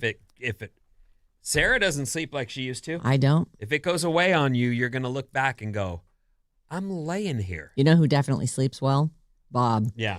Bob just put this look on her face like, I'm sorry that I'm such an awesome sleeper. How long till you fall asleep? Continues. Sometimes it just happens immediately. Just lay down and that's it. Yeah. End of day. I don't even hear one scene of Gilmore Girls and I'm out. Oh, you watch TV? I don't watch it. I put it on my phone. Listen to it. I'm telling you put guys, your it phone- turns off your brain. Yeah, I do it with The Office. 650, a couple people have texted in with ideas of how we might know Aloysius. Vinny is thinking of Sesame Street. Big Bird's friend's name was Aloysius Snuffleupagus. Oh, his first name was Aloysius? Had no idea. I did not know that either. And I definitely was an avid viewer of Sesame Street. We were talking about pranks. Decades-long listener here, Sheldon in Atascadero? Atascadero? I don't know that.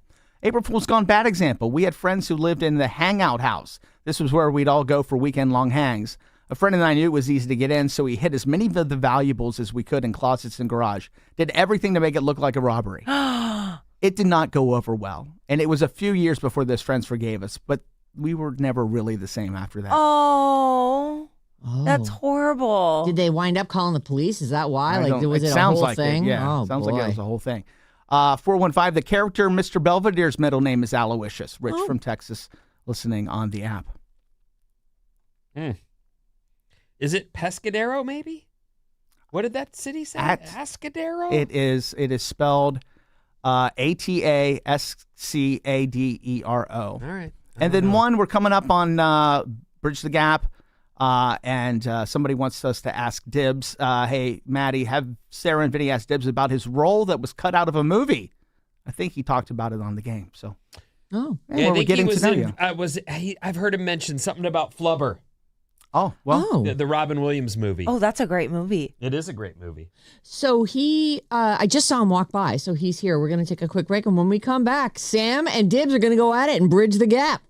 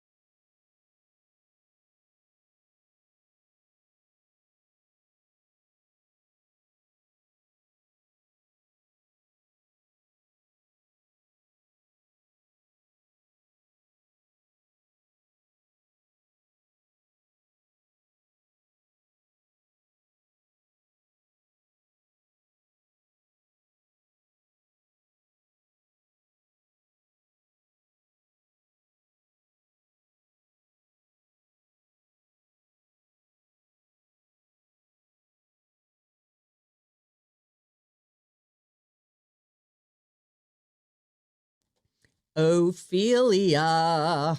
Yes, Alice, 97.3. Sarah Vinnie, Alice's morning show. We have a full couple of studios here. It is time for Bridge the Gap. Talking about my generation. My generation. All right, April Fool's Day, everybody. It's going to be a fun round. People are shot out of cannons in this room. Welcome back to Sam Lubman from 95.7 The Game. That's our little brother station down the hall. We raid you guys on the regular to get contestants for Bridge the Gap. That is for sure. We love doing it, so. Epic tie last week. And every question got answered, every single one of them. And you ended with a 5-5 tie, and then we did a tiebreaker, and it was so perfect that we just let both of you continue on. So Sam is like a co-champion. So welcome back for the Zillennials. Thank you. And hello to, I need more volume out of Sam, if possible, to our Gen X competitor this week, Mr. Dan Dibley. Just call him Dibs. Oh, man. Good morning. He's the co-host of the Willard and Dibs show on 95.7 The Game. I like that you guys are going against each other. I'm not sure that we've had two people from the game at the same time. Is there some rivalry between the shows? I mean, you are a sports station. I just assume you're always fighting. Yeah, kind of, but I don't really see Sam much ever. Our paths don't cross very often, no. Yeah, not very often. And it is like a battle of redheads. Sam with the long, flowing, Rapunzel-like Yeah, dude, I'm locks. sorry, but you are so not a redhead. I've never seen hair on you. If I grew it out, Sarah, it's not that funny. Sam, you'll be bald someday. If I grew it out, now. it would be, there'd be some red over here, there'd be some gray, there'd be a long path of like the Sahara Desert, but I choose to keep it trim, keep it tight. I like the little, is that like a half beard? What is it when you've let it grow? It looks like 2 weeks of growth. I mean, it's more than trimmed. 2 weeks, but I mean, you got some salt, you got some pepper, you got some paprika. That's a solid beard. Yeah, Oh, I appreciate where's that. Yeah. I'm right here. He's right there. Sorry, Yeah. Oh, this is weird. Okay. Oh, that sounds great. He's there. Yeah. Yeah. Exactly. So this is, have you been in the studio with us in this building? Never. Yeah. No. I know we share the studio later in the day, you guys. Yeah, use this. yeah. We had a lot of sharing that happens in this building. And I don't think I was ever in the studio with you at the old building, but I would do some like Zoom and do it from home with my little unit that I had. I see.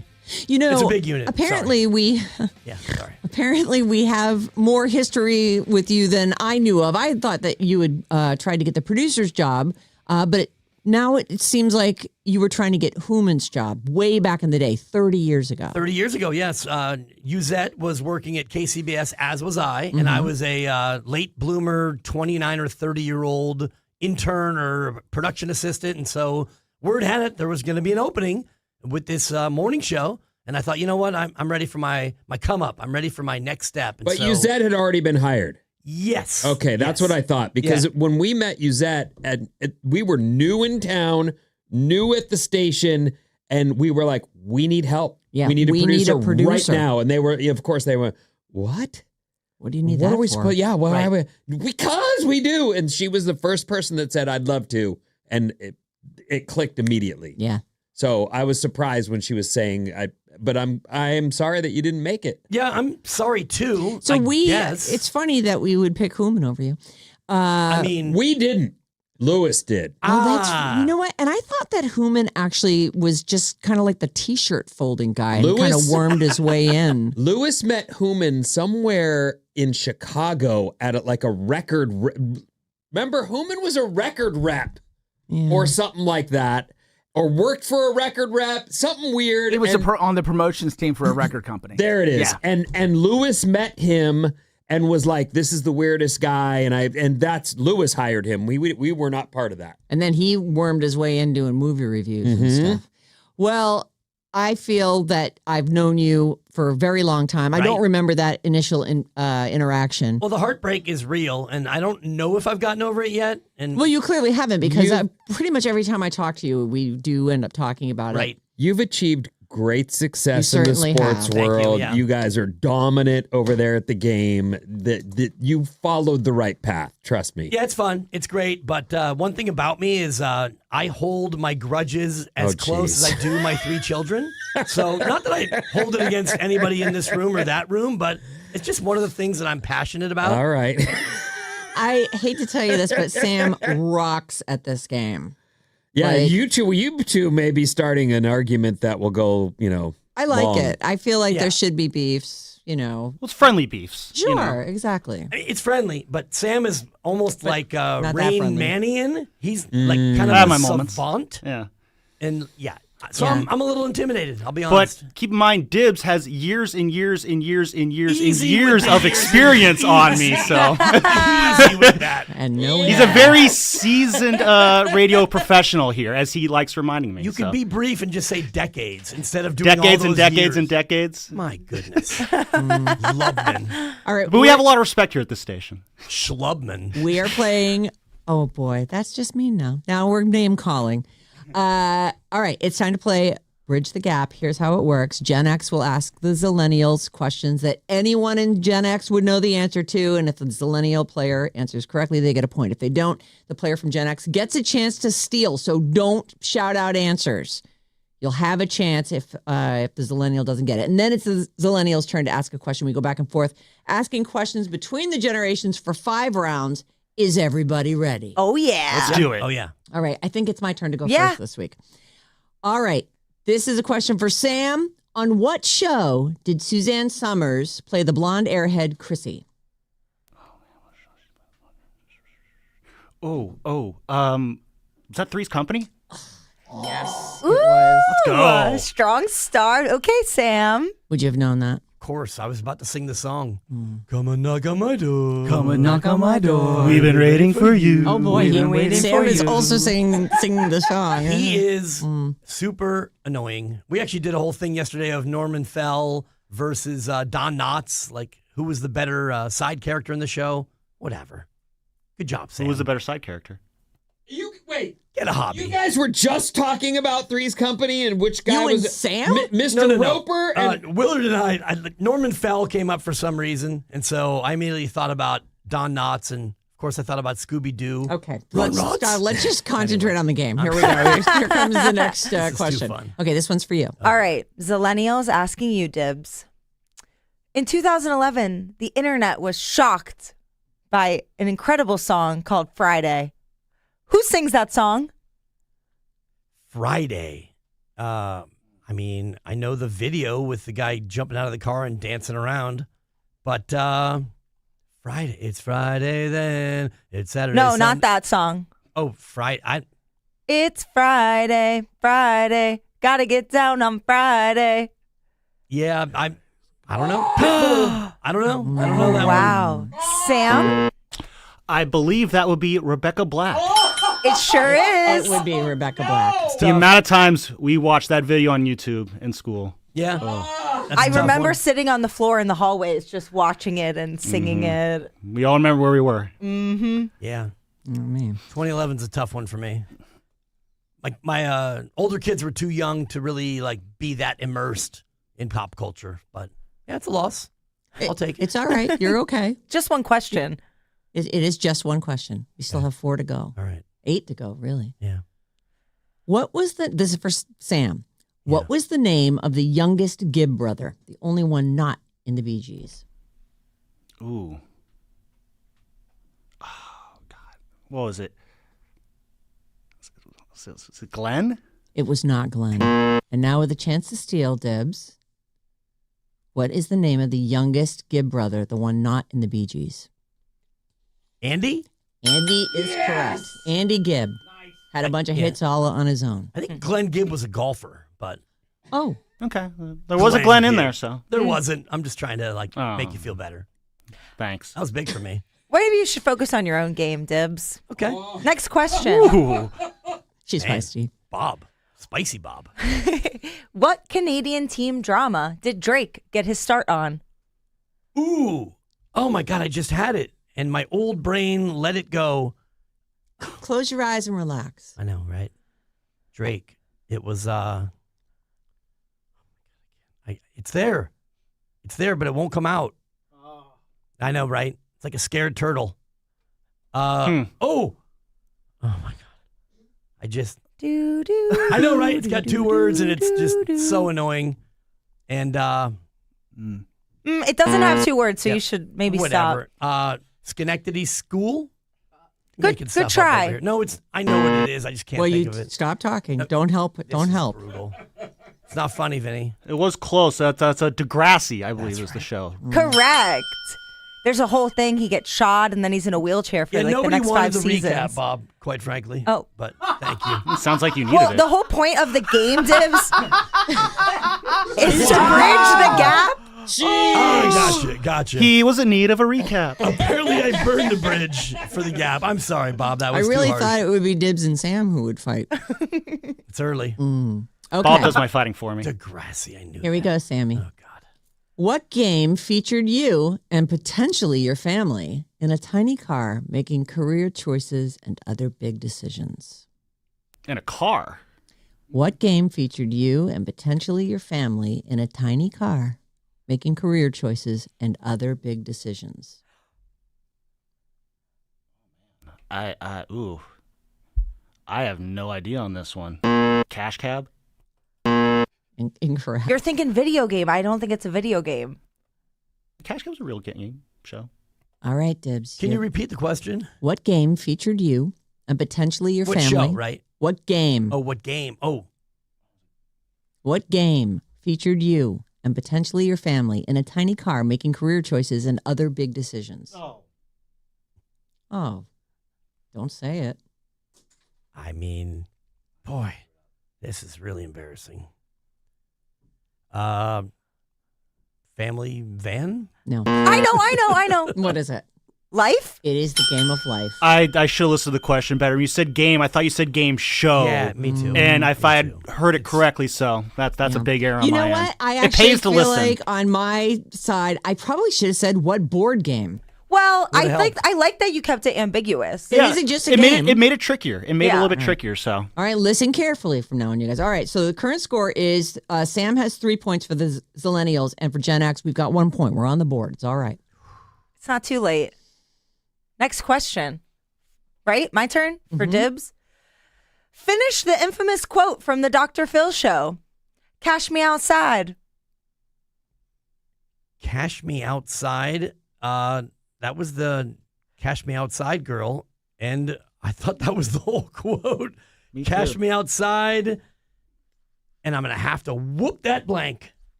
No, that's wrong. So no? No. Okay.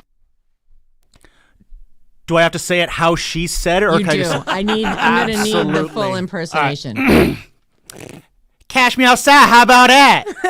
Correct. Very good. Translation, how about that for those who can't Sure. understand? Was it she asking if he wanted to go fight her? Cash me outside. How about that? I think she wanted the She was audience. talking to the audience. The and audience then, to fight And then her. Phil goes, "Catch me outside," and she's like, What is that, man? "Yeah, whatever." Oh, man. She's had a pretty successful She rap has career. had quite the career since then. She's an OnlyFans star now. Oh, yeah. Big. Millions of dollars on OnlyFans. Only 23 I did years not know old, that. 16 million followers on Instagram. Insane. What a life. All right, next question. Bad baby. The score is Millennials 4, Gen X 1. Dibs. Man, it's rough. What president was given credit for ending the Iran hostage crisis? Oh, I know one who isn't. I believe the one who got the credit for it is Ronald Reagan, because they released all the hostages right after he got inaugurated. That is They correct. didn't want to give Jimmy Carter the credit. Well done. Well, mommy. It's my Reagan. That's all I have. That's not bad. I haven't heard a getting Reagan impression in absolutely years. drubbed. Mr. Gorbachev. You should never have heard a Reagan impression. You're 23 years old. I know. I actually really felt like that was a very safe question to ask because I have to assume you're 10 years past that. I don't know what your age is, but I'm going to say 1990. Oh, 1990. I'm about as old as the chair that you brought to the studio with you. Oh, yes. We talked about. I have had that chair for 30 years. The chair. It is the chair. It's like my lucky chair. Okay. Dibs. Oh, God. I think you can get this one.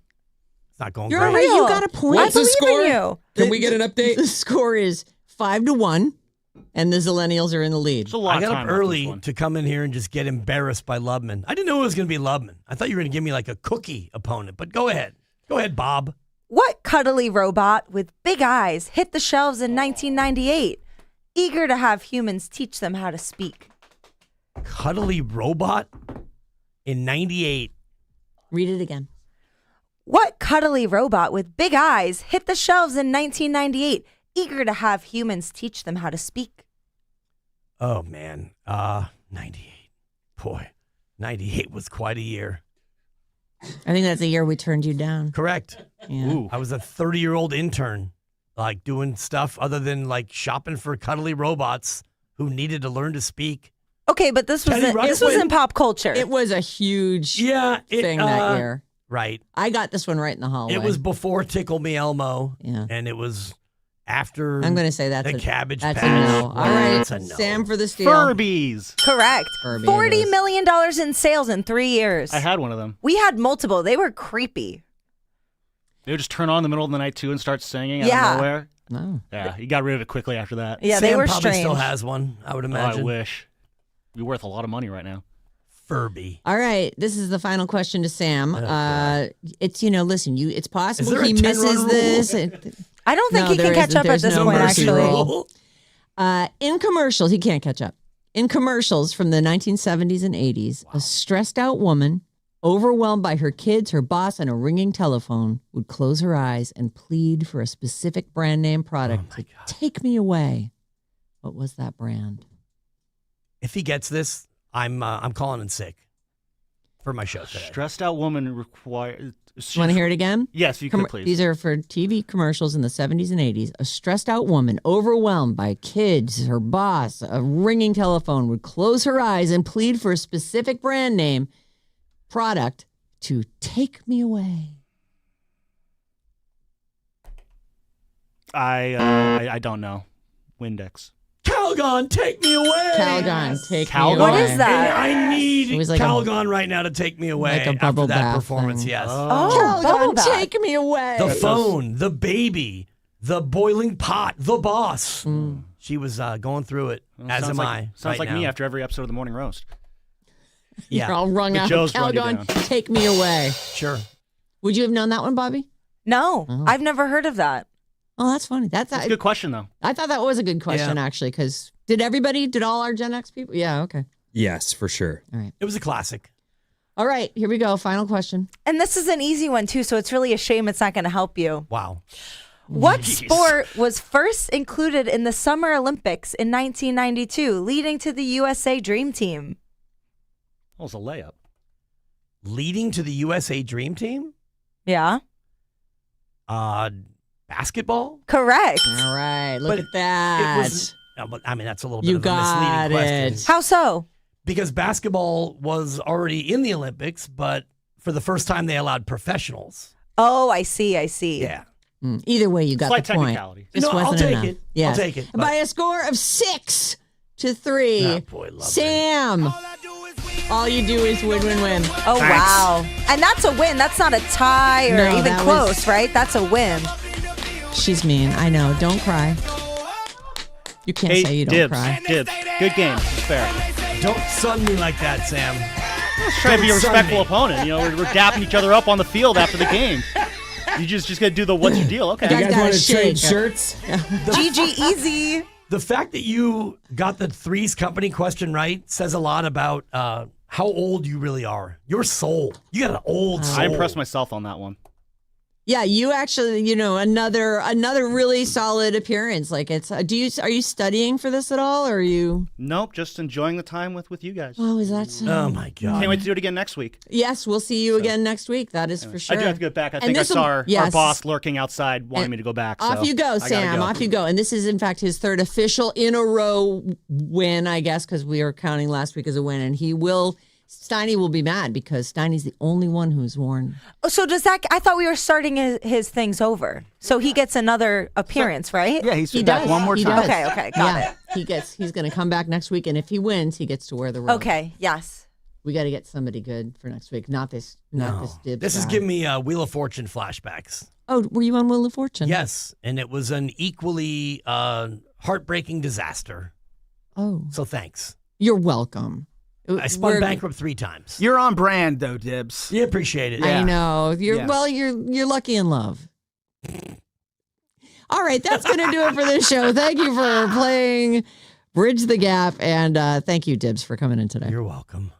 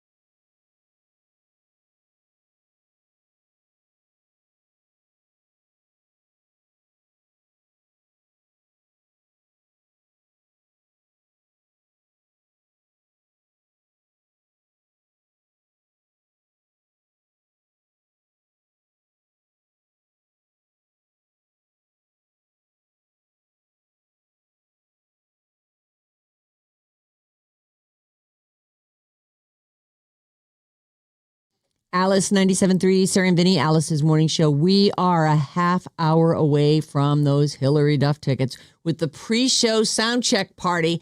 9:05. Be listening for the code word. What's up, everyone? This Alice Report is brought to you by the Saturday Morning Special. Oh, I love that show. If you want more of us, hey, we're right there on Saturday morning. The Saturday Morning Special is back. Get the best of the week each Saturday from 6 a.m. to 10 a.m. right here on Alice. All right, here's what's happening. So there was some rain and clouds today. Sorry, I spread out everywhere when we stopped down for the game, and I'm still putting it myself all back together here. Okay. So I'll begin with the big moon launch today. It's pretty cool that we're going to outer space, and it doesn't seem to get the run it should. Yeah. Some brave astronauts are going to get in a rocket and go up around the moon and back. It's a recon mission of sorts, as the plan is on for another moon landing. And for some, they might say that it's the first time. It will be the first time, as many have said. That never happened. We never landed on them. What are you guys, crazy? And we're not landing, right? We are not landing this time. Is this maybe we're going to go up there and just check and make sure nobody else has a settlement? So they're going to do a lap around the moon, but they're going to, when they go around the moon, they will be the furthest away that any human has been from the planet Earth. Is that so? Yes. It's neat. It's a super big, cool. It's a really big deal. Wow. Trip. Now, they have already tried to make this launch in February, and there are reasons that it won't go ahead today. Right now, it's planned for 3:30. Actually, I take that back. 3:24. Our time? Our time. Okay. That's 6-something their time. And it's a Florida launch? It is a Florida launch. They say there's very strict weather conditions before they get the go-ahead. Wind speeds on the launch pad. Lightning risk in the area, thick cloud cover, especially clouds that could trigger lightning, precipitation near this. There's a lot of stuff. Fingers are crossed. I'd like to see them do this, and I'd like them to get the run they deserve, because people are getting in a spaceship and going away. Yeah, into outer space. Pretty cool. Today, they say this evening marks the start of Passover. I looked that up, and it's not an easy thing to explain. It's really dark. So we'll just sheep's blood on it's doorways a whole and freaking thing where you go, what? Don't kill our child. Okay. We've got the blood on the door. And how you're supposed to. It's a whole thing. Yeah. Well, let's just go with tonight is Passover and Easter is this weekend, everyone. Some of us will be in church. Meet you there. See you there. Have fun. Is this the weekend that you're playing Jesus in the play? I played Jesus last weekend in the Passion play. How did it go? It went well. I got a lot of compliments after the service. Oh, that's wonderful. Did you wear like a Jesus wig? Or? No, I was just up at the lectern and reading the part. That's right. You said it was like a table read kind of thing. Yeah. I see. All right. But my Jesus was on point. Good. Oh God, why have you forsaken me? Yeah, that's my finishing line. It's really good. Thank you. Are you yelling at yourself? Because, Jesus is God, so who are you even yelling at with that line? But March Madness continues this weekend on Friday. The women will play their Final Four, and on Saturday, the men will play their Final Four. March Madness continues, everyone. And it's over on Monday? Is that when the men do their... The men will do the final on Monday, and the women will do the final on Sunday. Is Susan, your fiance, Bob, who is at home recovering from Achilles surgery, or ACL surgery, is he into the basketball, and is he psyched to be just laid up this weekend? His team is Michigan State, and they lost to, I think, UCLA. So in a nail biter, of course, because it's college basketball. He is home, though, on the couch. He'll probably watch everything that comes on TV. Yes. And usually sports is neat because you get something fresh, and then you can go back to the pre-recorded things that you as it gets into nighttime. He can finish up Bridgerton. Right. There is a game tonight, too. It's West Virginia's playing in a tournament in Vegas. They're playing Stanford. That's not March Madness, though, just to be clear. We're playing That's Stanford. the losers tournament. Isn't it the NIT? No, it's this is a new competitor of the NIT. Oh. even more obscure. Got it. Stanford fans, you're about to be mountaineered. A TikTok hunt. This is the story I've been sitting on. Okay. It's a doozy. It's fun. Unless you're this guy's wife. Oh. A TikTok hunt for a mystery man's soulmate backfired when his wife showed up in the comments. Okay. These days, it's easier than it used to be to track down a mystery connection, that person you met at a bar, or you helped on the side of the road, and then you just kept going. You took off, and you happy to help. Have a good one.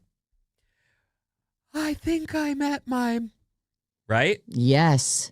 Okay. A woman in Alabama posted a TikTok about being on the hunt for a man named Mike who her friend had fun with while out dancing. The friend didn't get Mike's info, but she felt like she could have been. There was a connection. They feel like she's like, that's my soulmate. And he's that guy gone Mike now. is my soulmate. So it wasn't, Mike didn't take her home. They didn't get busy. Doesn't look like it. Just a dance or two. And... The TikToker shared a video of Mike and added that the only other thing they know about him is his friends kept chirping at him like the birds in Finding Nemo. Mike. Right. You know it.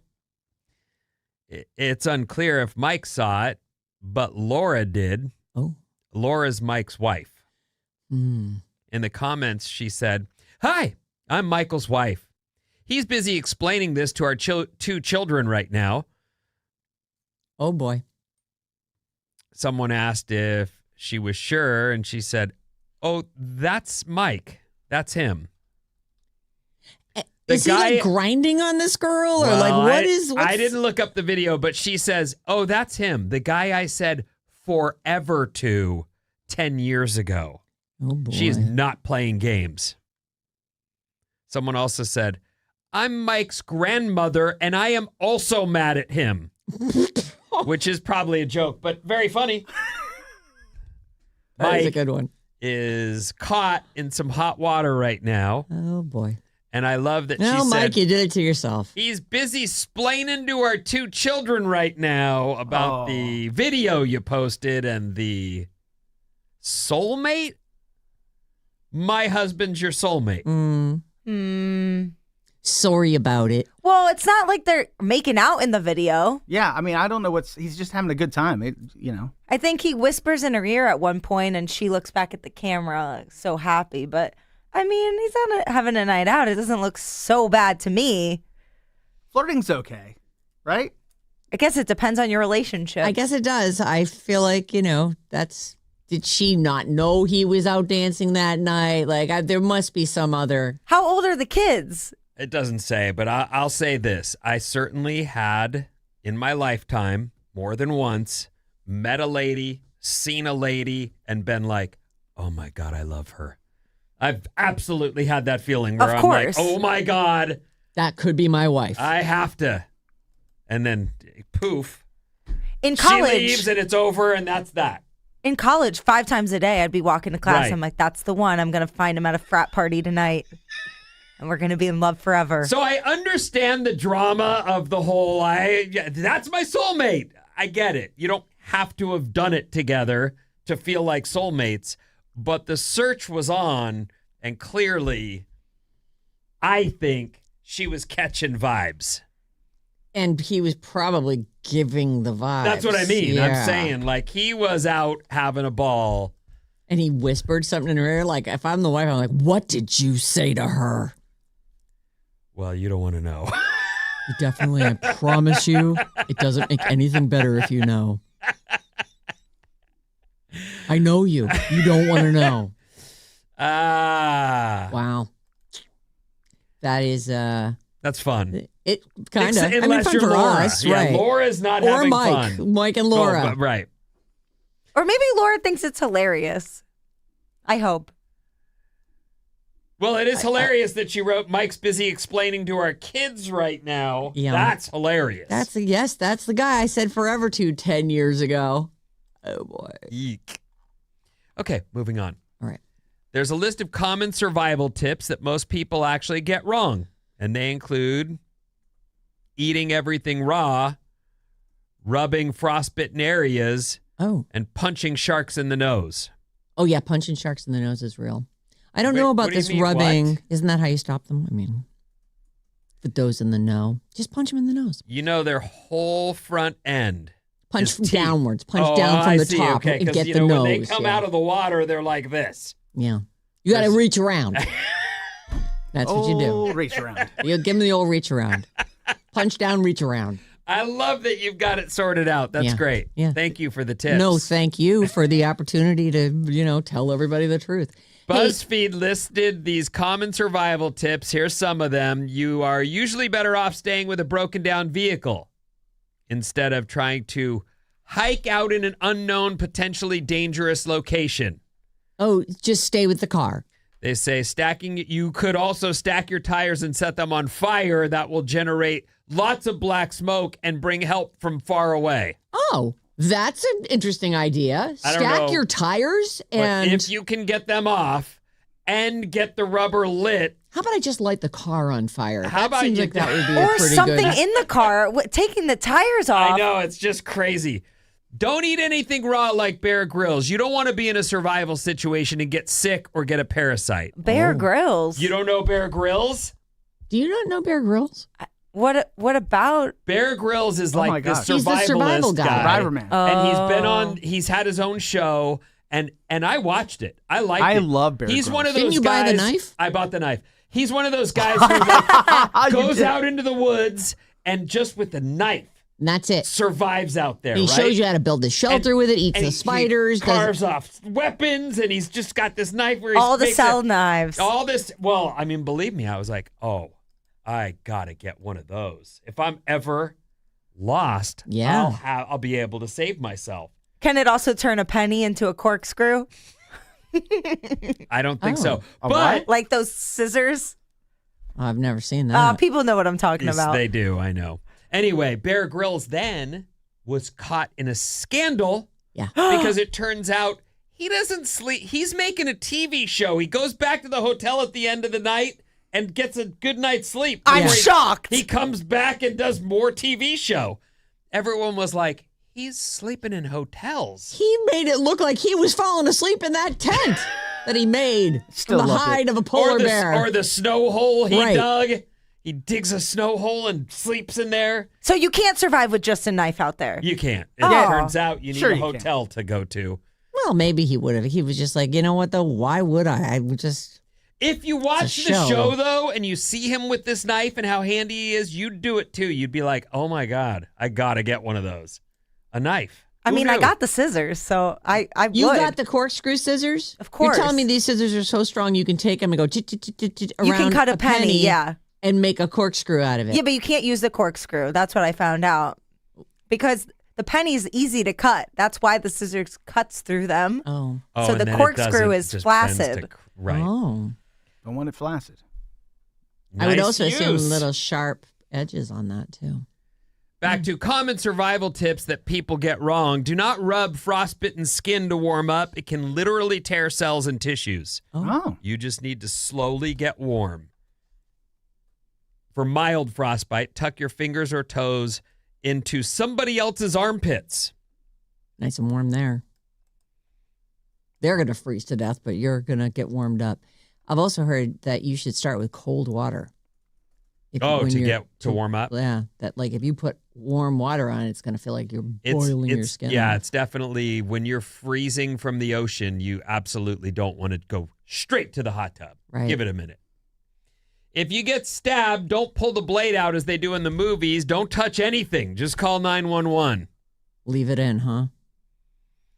Leaving the object in place lets it act like a cork. Speaking of corks.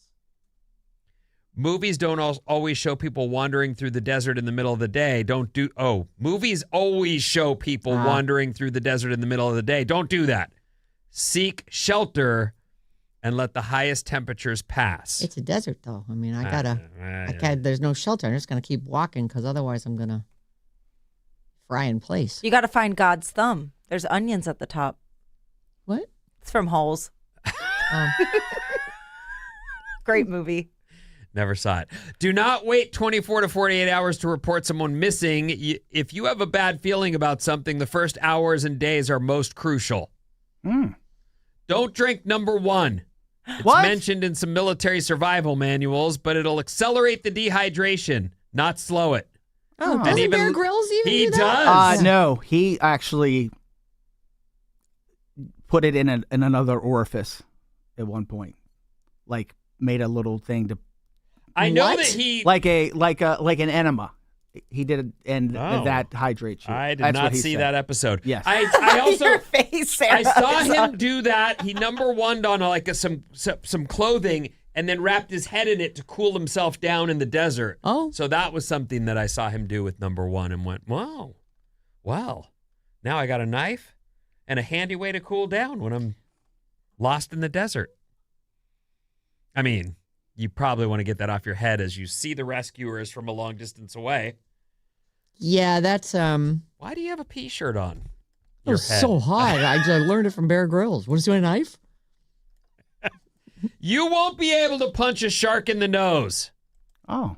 You gotta have the right Good technique. luck throwing an accurate punch underwater at something moving 25 miles per hour. Oh, it's not just standing right there chomping on me? No, it's actually, they're ambush predators. They are really good. If you see one, strike. There's a chance they're not even hunting. Oh. Because otherwise they would have snuck up on you. Right. Their deal is, I'm coming in from underneath you and you're not going to have a chance to do a thing. I'm just going to get your blood into the water. So all the other sharks are alerted. And they say, you're way more likely to accidentally hand feed a shark part of you. Yeah.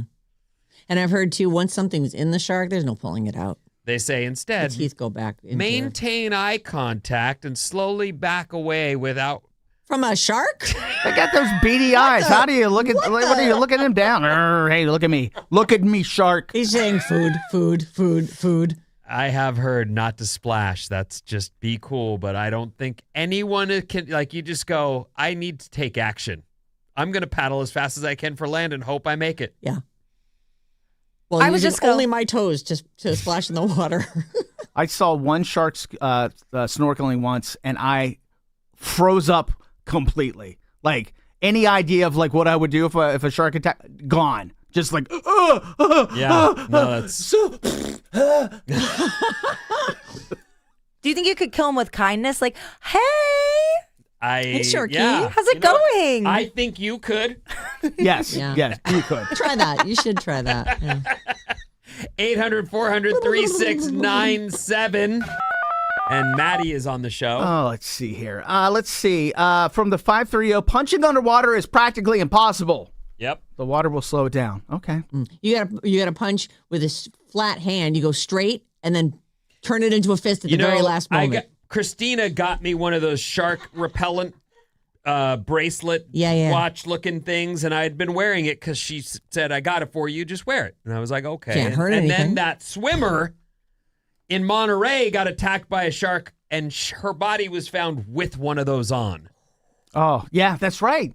And that's the thing I have, and I haven't worn it since. But they do say, it could help if it's just swimming around. Again, an ambush predator will come from far enough away that whatever little repellent is on your ankle. I didn't even notice that thing. That repellent anklet that you're wearing? I'd still wear it if I were you. You would? Yeah. Why not? Well, I mean, you're not hurting. It's not hurting anything, right? That's true. You're right. Yeah. Let's see here. 510. See, this is why social media has made our lives so crazy. If she had just let Mike live in her imagination, she would have thought she found her soulmate, and then she would have moved on and gotten married and done something else with her life instead. Now Mike's marriage is ruined, and he didn't get to give her. So yeah, but millions are entertained. Yeah. We all really like the story, though. So. I really hope we can find out if Mike somehow was able to just say, look, I was drinking and I was dancing and nothing happened. I didn't take her home. Nothing happened. There was no hookup. Nothing happened. But you told me you were playing cards at Fred's house. 415 says Mike the lineman was pictured making out with the girl at the bar. So that was. Oh, I didn't see that in the clip. I didn't either. Well, that's what they're saying. if there's making out, that changes it for you? Wouldn't that be in the story if they were making I out? didn't see it. I didn't play the video. I didn't even go looking for it. I think Mike was on his best behavior. 650, we're talking about Bridge the Gap. I'm so completely embarrassed by Dipper. He knows the most obscure info on his show with Willard. Oh, well. Still love him. Melba, Burlingame, on YouTube.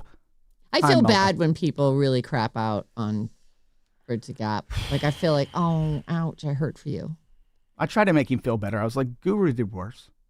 Guru did do worse. Oh, did you say that to him? I did. Oh, that's nice of you. Yeah, he was really taking it personally. Guru's is pretty bummed about And then it. a little something for tomorrow at 6 o'clock. 925, good morning, radio family. Did my homework and saw Project Hail Mary last night. I'm a 60-year-old male construction worker, and I ugly cried for an hour.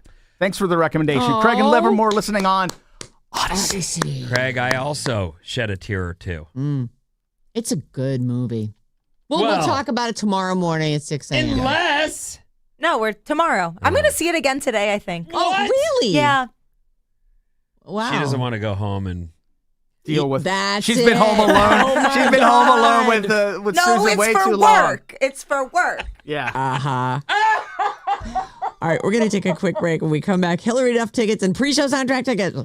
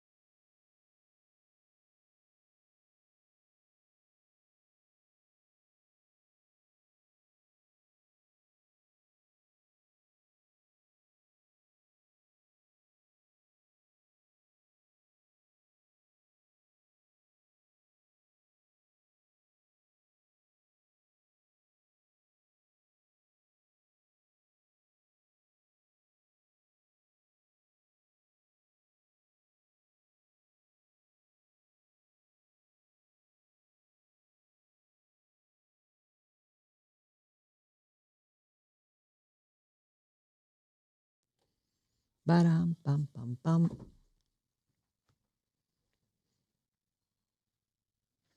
Alice, 97.3. Sarah and Vinnie, Alice's morning show. It's hump day. And now is your chance to win Hillary Duff tickets plus the pre-show sound check party. Very exclusive. Take the word concert, CONCERT, to radioalice.com and enter it in there. You'll be in the running for Hillary Duff's concert tickets and exclusive pre-show sound check party. This is all happening July 11th at Shoreline.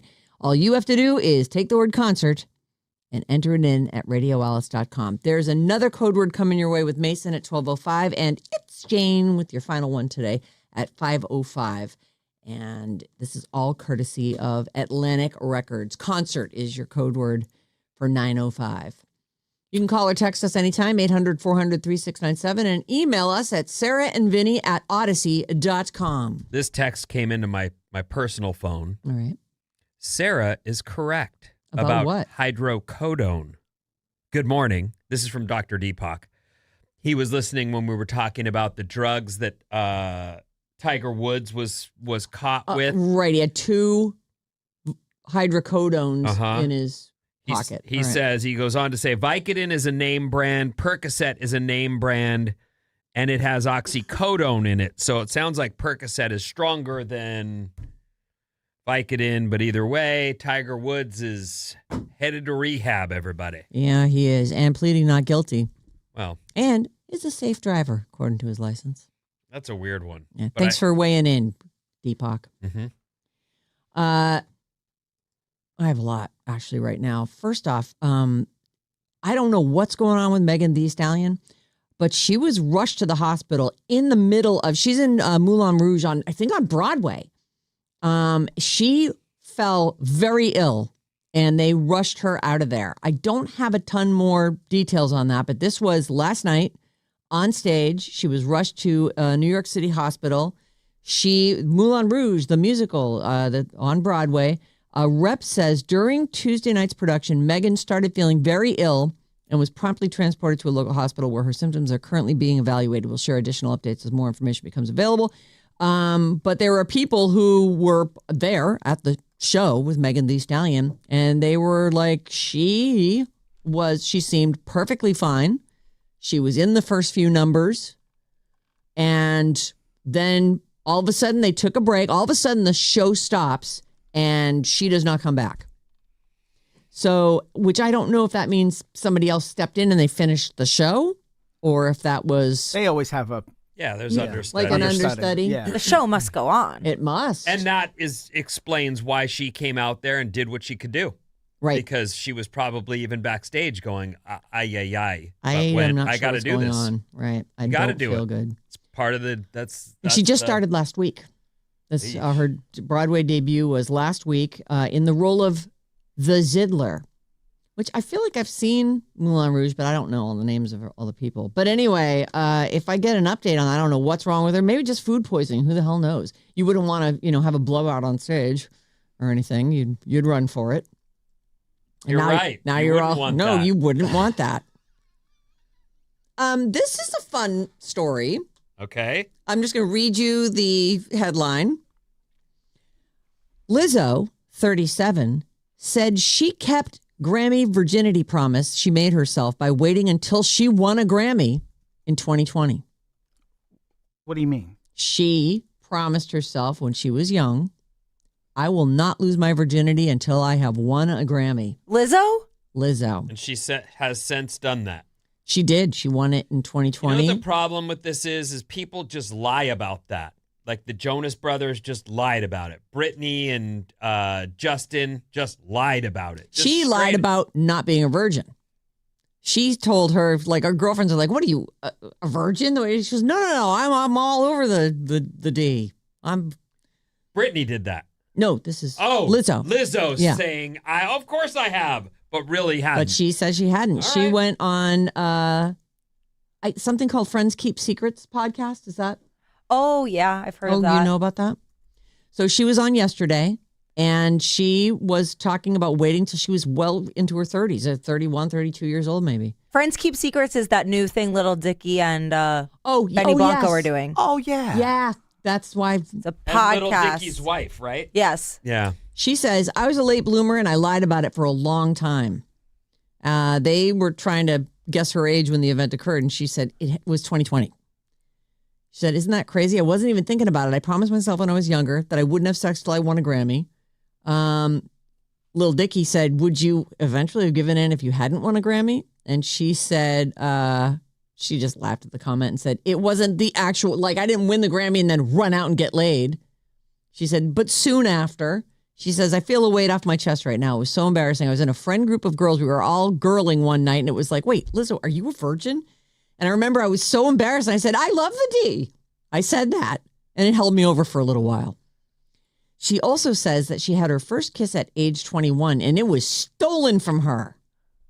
She says it was religious for her as well. She says, when we were teenagers at my church, we all made a pact that we wouldn't do anything before marriage. And then I was just so scared, like nobody wanted to kiss me. It was a New Year's Eve thing and he forced it on me. I was really mad and I was like, my first kiss is ruined. I was so mad.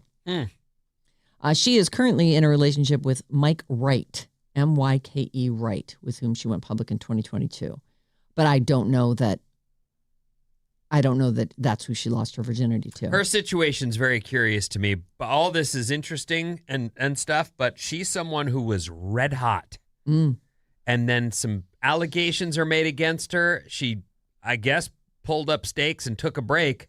She disappeared herself for a little while. And there. I don't blame her. I can imagine it feels like the entire world hates you when you've got the internet going crazy like that about some allegations that she abused people on her staff or whatever. There's some fat shaming stuff, and then there was like forced participation in strippers and other. Yeah, there was a bunch of stuff. And since then, I think she came out with a record, and it did not hit the same way the first one did. Right.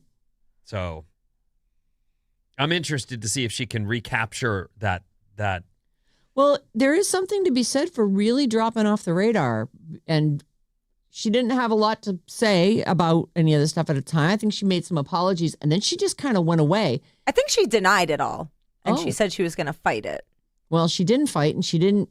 I didn't hear a peep out of her for a long time. And there's something to be said for getting out of people's minds so that maybe the first thing they think of when they hear you yapping isn't, hey, aren't you canceled? It's still the first thing I think of. And it annoys me that I don't know if it's true or not. That's the point I just made. I'm trying to make. I guess I didn't do it well, but that's what I'm saying.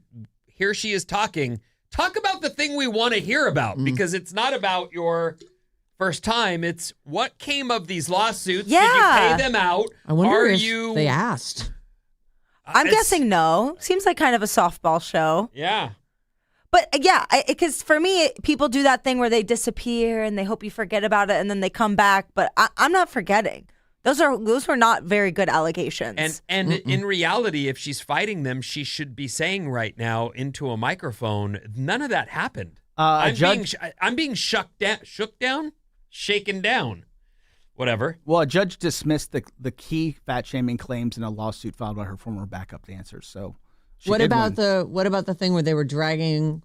Wasn't there even like sexual abuse? Yeah, allegations with regard to some strip clubs and stuff. That is not over. That lawsuit is not over. Oh. So I guess you can always be like, oh, I can't talk about it because it's legal proceedings. But then I'm not gonna really listen to the music or the new music until I get some answers. It's all cleared up. Yeah. Well, I'm glad to hear she's still giving it a go. I just thought it was a funny story. Yeah. Sorry if everyone's outraged. The hiding, the Yeah. And actually lying about it. Well, I don't know if I can believe her. But the first kiss story is very sad. I'm sorry that happened. Taylor Swift has, it looks like this is the third official single off Life of a Showgirl. It's Elizabeth Taylor. And the music video, I think, is out. However, it's only for people. You can only stream it on Spotify or Apple Music right now, though it's very likely that immediately someone records that and puts it up on YouTube. We were talking about the video in this room, and I didn't like it. Oh, you guys have watched it. I watched it, yesterday morning when I woke up. And? It got served to me on a platter as soon as I opened my phone. I don't know what to think about it.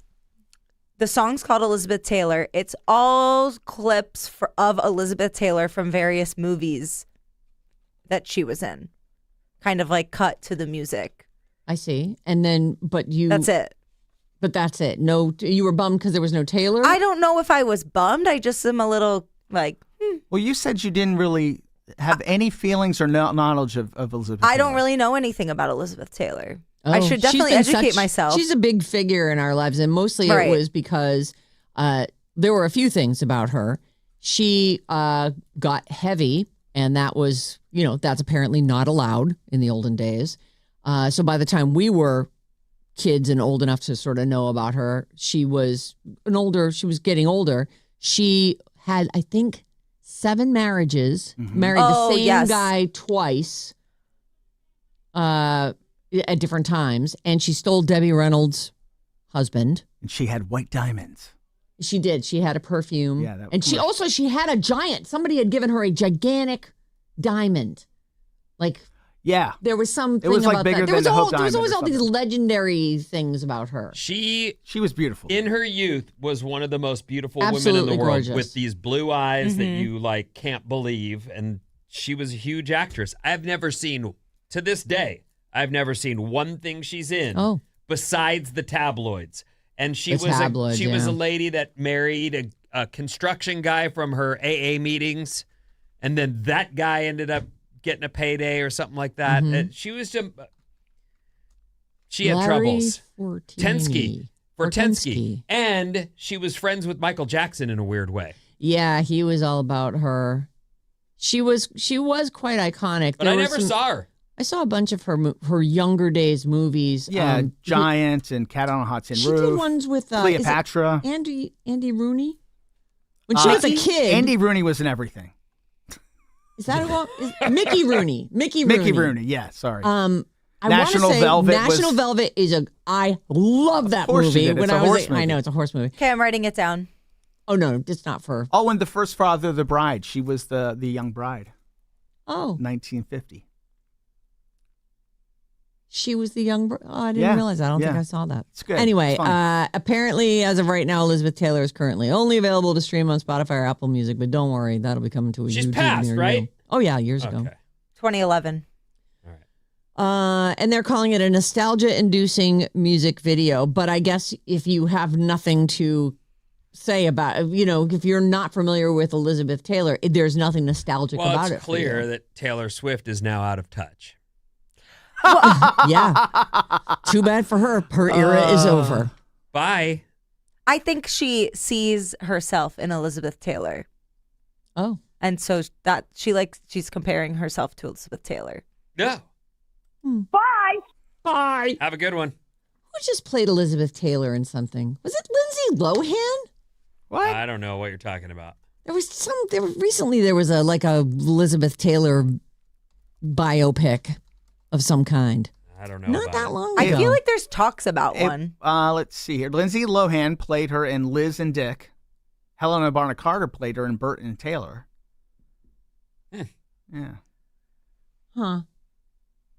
She was a huge star. She was. But she missed me, so I'm not right, surprised. she's from the 50s. Bob doesn't know her?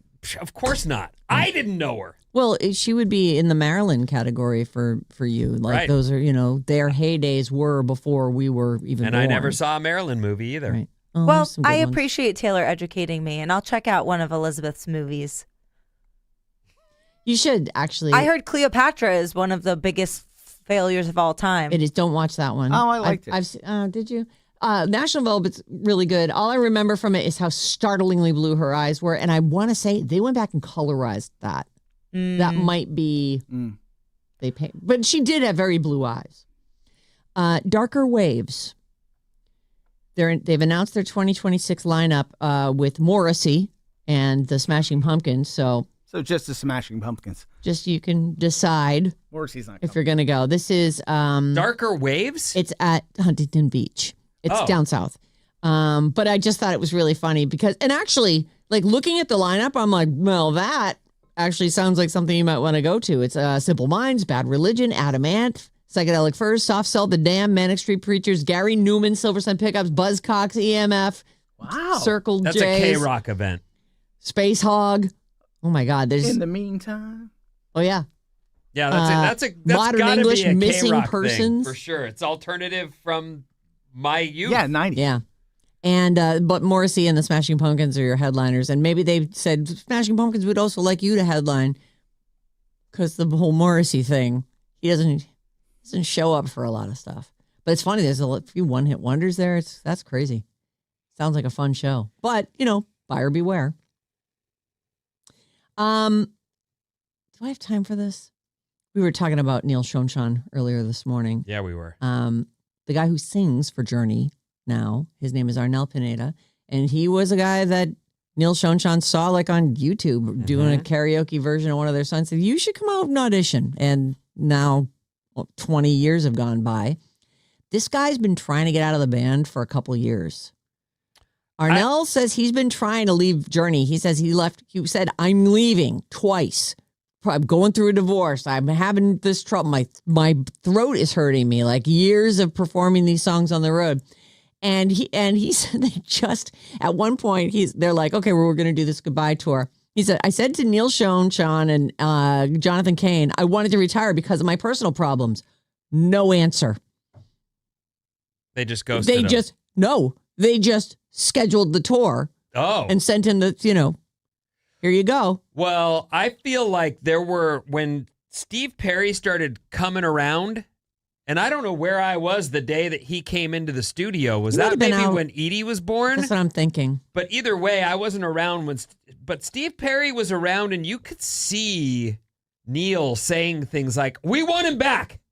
We would love to perform with him in any way possible. Come on tour and do it's got to hurt the guy who's, singing his heart out every night. Right. So I felt like there was probably some bad blood back then.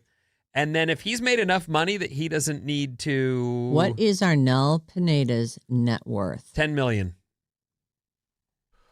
$5 million. 11. He's worth between 20 and 23 million. They've been touring for 20 years. Going out and doing the shows. Yeah.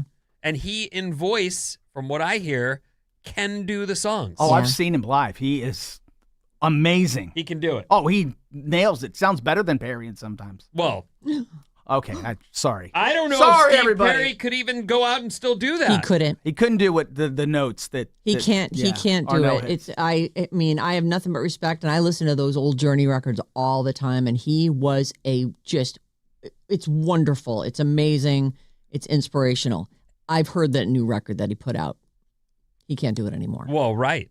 And that the first introduction, and I think the guy's name is Greg Raleigh, and no offense, Greg, but like there's that, like he's just kind of moaning, and then you hear this voice cuts through. Oh my God. And you go, there's a new sheriff in town. My God, man. Yeah.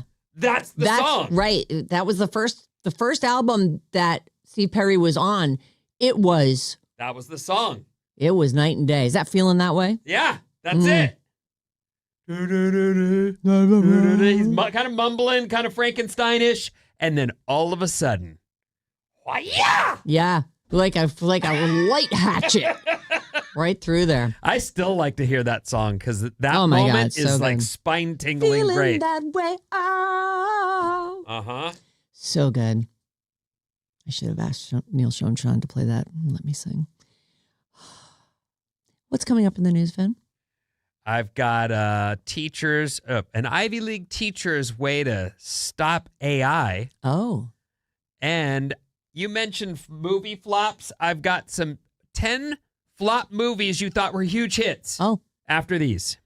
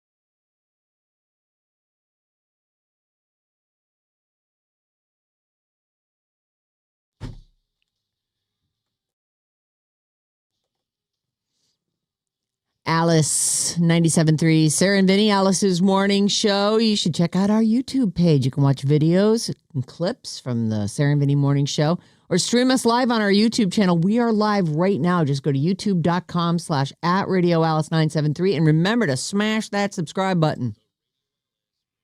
What's up, everyone? This Alice Report is brought to you by your final chance at an Alice escape with Bruno Mars live in Miami. Download the free Odyssey app and listen to Alice 973 for a minimum of 1 hour for your daily entry for a chance to win a trip for two to see Bruno Mars on September 19th at Hard Rock Stadium in Miami.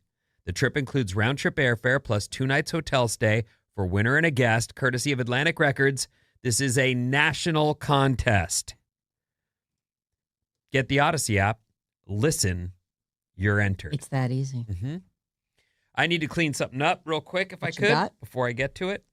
After we broke, because Sarah did a story about Arnel Pineda wants to retire from Journey and they won't let him. Yeah. They're making him go on tour. And I brought up that Steve Perry and that song Feeling That Way, which was kind of his introduction to the world. And not only is that song, like Greg Raleigh, I apologize. You don't sound like Frankenstein. He sounds He's fine. It's He's just that by comparison. Right, exactly. It's almost like they processed the mic in a totally different way. New kind of way. It sounds like they doubled his voice or whatever. Yes, it does. Anyway, but Steve Perry does cut through and is incredible. But also, your boy, that might be one of his greatest solos. So good. Anyway, I just wanted to clean that. Sorry, Greg Raleigh, if you're out there. You're fine. Yeah, very talented. Very, Everybody very talented. can't be young Steve Perry. I know. Oh, my God. Even he can't be. Nobody can be young. Right. He can't. Nobody can. Right. Okay. Arnel Pineda, I guess, could. Well, he could for a minute there. Yeah. An Ivy League teacher. Oh, actually, I wanted to do a couple things first. It's National Walking Day. National Walking Day. National Walking Day. And you know raining. what? I'm not doing it today. Well, you don't have to. I mean, you do it. Everybody, you walked today. Yeah. You walked here. You walked from studio. They don't specifically mean like you got to go walk your 1 mile or get your 10,000 Or leave steps your car in. behind and go for a walk. Yeah. I think they mean that. But it doesn't matter. It's National Walking Day. If you're a walker, pat yourself on the back. You already do anyway. Yeah. Pedestrians. I think you're so great. So full of yourselves. Yeah. Got to go on my walk. Just not the same if I don't do my walk. Stink-eyeing all the cars of the world as if they're just worse than you. Hey, why are you coming at me? Ivy League teacher. They shouldn't be in the crosswalk when it's a red light. If the light's turning yellow and there's a lot of traffic, don't try and go. Just wait and you can go on the next one. Don't be blocking the intersection. Yeah, sometimes it happens. I got to walk here. That's why I'm giving you the stink eye. Jeez. We missed you, Bob. Yeah, we did miss you. 2 days without you. It was rough. She's back in full force. Ivy League teacher makes students use typewriters to fight against AI written work. Oh, I like it. This teacher at Cornell University, once each semester, this teacher introduces her students to the raw feeling of typing without online assistance. No screens, no online dictionaries, no spell checkers. No delete key. No delete key. She says she started the exercise in spring of 2023, and it's because she'd grown frustrated with the reality that students were using AI and online translation platforms to turn out grammatically perfect assignments. What's the point of me reading it if it's already correct and you didn't even write it yourself anyway? Could you produce it without your computer? And so she went and bought typewriters, a few dozen old manual typewriters from thrift shops, online marketplaces, and created an analog assignment for her students. It is interesting, but I feel like sometimes we're clinging to things that aren't necessary anymore. There's a lot of things that we have to memorize or things, some of this grammatical stuff, it does get corrected for us. Like these are the tools that are at every child, even forget college students, fingertips now. Like, okay, I get it. You want them to spell it correctly. You want it to be punctuated correctly. You want everything about it to be right. But we have tools that now do that for us. So it's great that she's doing that, but I don't feel like she's winning any kind of battle or war. I think teachers, because they're on the front lines of this AI takeover, are trying to find ways that they can teach and show a kid, a young person, not a kid, this is college, but show a young person. Not only, I think that getting an experience on a typewriter is kind of cool. Even if it's to say, you guys used to live like this? Right. Yeah. You take for granted all of this technology that is just, it's doing half the work for you. For that reason alone, I think it's a valuable exercise. I have, well, first of all, some of them have all the tools and still don't use it and turn in work that is just beyond me. Capitalize your stuff. You're in college. What I do now is I will have assignments, like I have one this week where they're doing like a newscast, and I always encourage them, be creative, do it news from Star Wars or something like that. And I told them, hey, this is a great time. Go on AI, find some different ideas and use one of those. So I like encourage them when it's the right time to use AI. Not use it as a tool and not as the thing that but not as like, when you write with like no periods or capitalization, and I tell you to clean it up, and then the next thing I get is 3 paragraphs of perfect writing. Yeah, I know it's AI, kid. One of the things I like in this story, again, this is a teacher who's teaching college and has chosen to go analog for certain assignments. It's not the whole year. They do this specific to a project for each class. But if you remember when Steve Jobs introduced the iPhone, one of the things that people were saying is anybody could use it. Anybody. The way it's set up, it's intuitive. Mm-hmm. It's easy to figure out. You touch this, it opens up. Yeah. User-friendly. And if you have kids and you've ever handed them they know how to get around in minutes. They're very, very quick to pick up on it. She says here, the teacher, like a rotary phone, the manual typewriter appears simple, but is not intuitive to the smartphone generation. They don't know how to get the paper in. Oh. They don't know how much force to use on the keyboards because lettering will smudge if you hit it too hard. Like there's a bunch of stuff. We touch so lightly on the modern day keyboard. But there's a peck. You would float your fingers above the keys and drop them onto the typewriter keys. I think it is so fun to imagine a young person sitting down at a typewriter and going, I don't know. Right. Like, where's the paper? Where's Control Alt Delete? I don't understand. Everything slows down. It's like back in the old days when we really did one thing at a time. And there was joy in doing it, says the teacher. So whether or not this continues or if this is a trend going forward, I thought it was a fun story to share. It is fun. This next thing is not really, I'm not going to do them all, but we were talking about Willy Wonka, I think it was earlier this week. Yeah, maybe the original Willy Wonka and the Chocolate Factory. And it turns out that was a flop. Yes, you would mention that, right. Despite us having all seen it and Veruca Salt, it sort of lives on, that name. Yeah. That movie was a flop when it came out and only got wide acceptance when it came to TV. Here's a few others. They say, these are 10 flop movies you thought were hits. The Fight Club. What? The Fight Club was not nearly the big hit you thought it was. It got booed. At Cannes. Yeah, it got booed at Cannes. Budokan. No, well. They say the Fight Club became a success in the long run, but it tanked on original theatrical release. When that came out, were we still going to Blockbusters? So maybe people were renting it then, and because it felt like it was all anybody was talking about for weeks.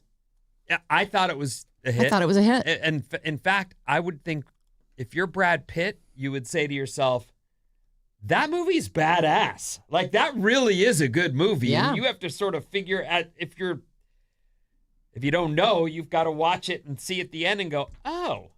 Yeah, it's great. Oh, that's a whole thing. I don't want to spoil it for you. Hocus Pocus. Oh, boy, listen. Was a bust. I think they released it. I think they released it not at Halloween. I think we talked about that when we did it for Bob's Movie Club. I think so, too. Which is just idiotic. So whoever's idea that was. What were you going to say? How much do you think Fight Club from 1999 made? I'll go worldwide. What did that make worldwide? Oh, in 1999, I don't know. We can go domestic if you like want. $20. I don't know what the money was worth then. $10 million. I'll say more. 15. It was worldwide. It did $101 million. Oh, pretty good. Domestically, though, it did 64 million. Domestically, it only did $37 million total. Which is that's a flop. By A today's huge standard, flop. that's a huge flop. And its first weekend, it opened with like $11 million. And it's a Brad Pitt movie. Like, it is actually really surprising. Well, and the other guy's a star too. Ed Norton is a star. Mm-hmm. Like that's he's very small next to Brad in the movie poster. And Brad. the lady, what's her name? Helena Bonham Carter. Yes, she's a star too.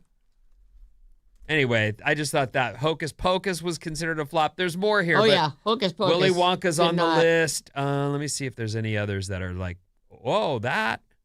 There's something called The Thing. I don't know what that is. The Thing is like it's a horror movie, right? Yeah. And that was, I think, like a creature double feature staple. You know, you'd see that on the Saturday morning matinee cinemas on TV. I mean. Right. Bob, we used to have movies on TV, on regular TV. Yeah. The Edge of Tomorrow, a Tom Cruise movie. They say that's That's flopped as a well. great movie, though. I've seen that a couple times. Just we rented it or whatever. They say it had rave reviews and still flopped, but that's because it cost a lot to make. Oh, let me see if this has the budget on it. The budget was $178 million on Edge of Tomorrow. And this is a big difference. What was that, 20 years ago? That was 2014, so 13-ish years ago. Okay. The budget was $178 million. It made about $100 million in America, in Merca. And lastly, on the movies that you would assume were hits that actually flopped, It's a Wonderful Life, which it's on every Christmas. It's part of everyone's celebration, but they say it flopped when it came out. You know, it came out in the 40s, so it's hard to extrapolate, the worldwide total of $11 million on that, because probably it's worth, 10 times as much. Right. Anyway, there's that real quick. So I like it. Thanks. Yeah, that was good. 800-400-3697 is our text number, and Maddie's on the show.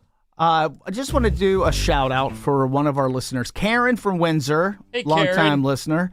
Officially retired today from UCSF Health as a histologist, which I looked up, and they are people that examine skin and tissue. 36 total years in the field, but congratulations on retiring. Congrats on retiring. How exciting. That's so cool. And a lot of people wanted to correct us. Liz Taylor's eyes were purple. That's the reason she had such remarkable beauty. That's what they say, on the but peninsula. They're violet. They don't really look purple, though. It seems like kind of an urban legend. It's violet. They're violet. They're really not. They're blue. Violet is a dark blue, really. Yeah. Is it? It's pretty purple. You're turning violet. Like, that's purple. Oh, well, that is purple. I don't know. I never saw anything she ever did. I only saw pictures. Maybe I have no she did idea. have violet eyes. I saw the commercials for White Diamonds. She had violet eyes. All right. White Diamonds. Well, they can colorize stuff, too. I mean, if the legend is she's got violet eyes, let's add a little bit of red to it. In the Taylor Swift music video, they look blue. Just saying. And Taylor even talks about them being violet, but I'm not seeing it. Oh, she says it in the song? Mm-hmm. Oh. All right, you guys ready for an April Fool's Day edition of When Did That Happen? All right. These Yes. are all just dumb April Fool's things. Here we go. When did this happen? An ABC Fool's prank. The BBC announced that because of a mild winter in Switzerland, spaghetti trees were producing more spaghetti than normal. And they showed footage of people pulling strands of spaghetti off tree branches. People immediately started calling in, how do I grow my own spaghetti tree? And the BBC said, place a sprig of spaghetti in a tin of tomato sauce and hope for the best. That is very cute. When did that happen? Vinny? 1985. 85. I Sounds like some kind of wacky 60s thing. I'm going to say 66. 66. 59. 1957 is the correct answer, and that's a point for Bob. Bob and Maddie both come in with a point, too, from something that we did earlier. I don't remember what. Sports Illustrated claims a rookie pitcher named Sid Finch was planning to play for the Mets. They said he could throw 168 miles an hour, and he'd train at a monastery in Tibet. Mets fans went nuts, and the magazine was flooded with requests for more information on a guy who didn't exist. That's awesome. What year did they pull that April Fool's prank, Maddie? 1979. 79. What do you think, Bob? 82. 82. 85. 85. Exactly.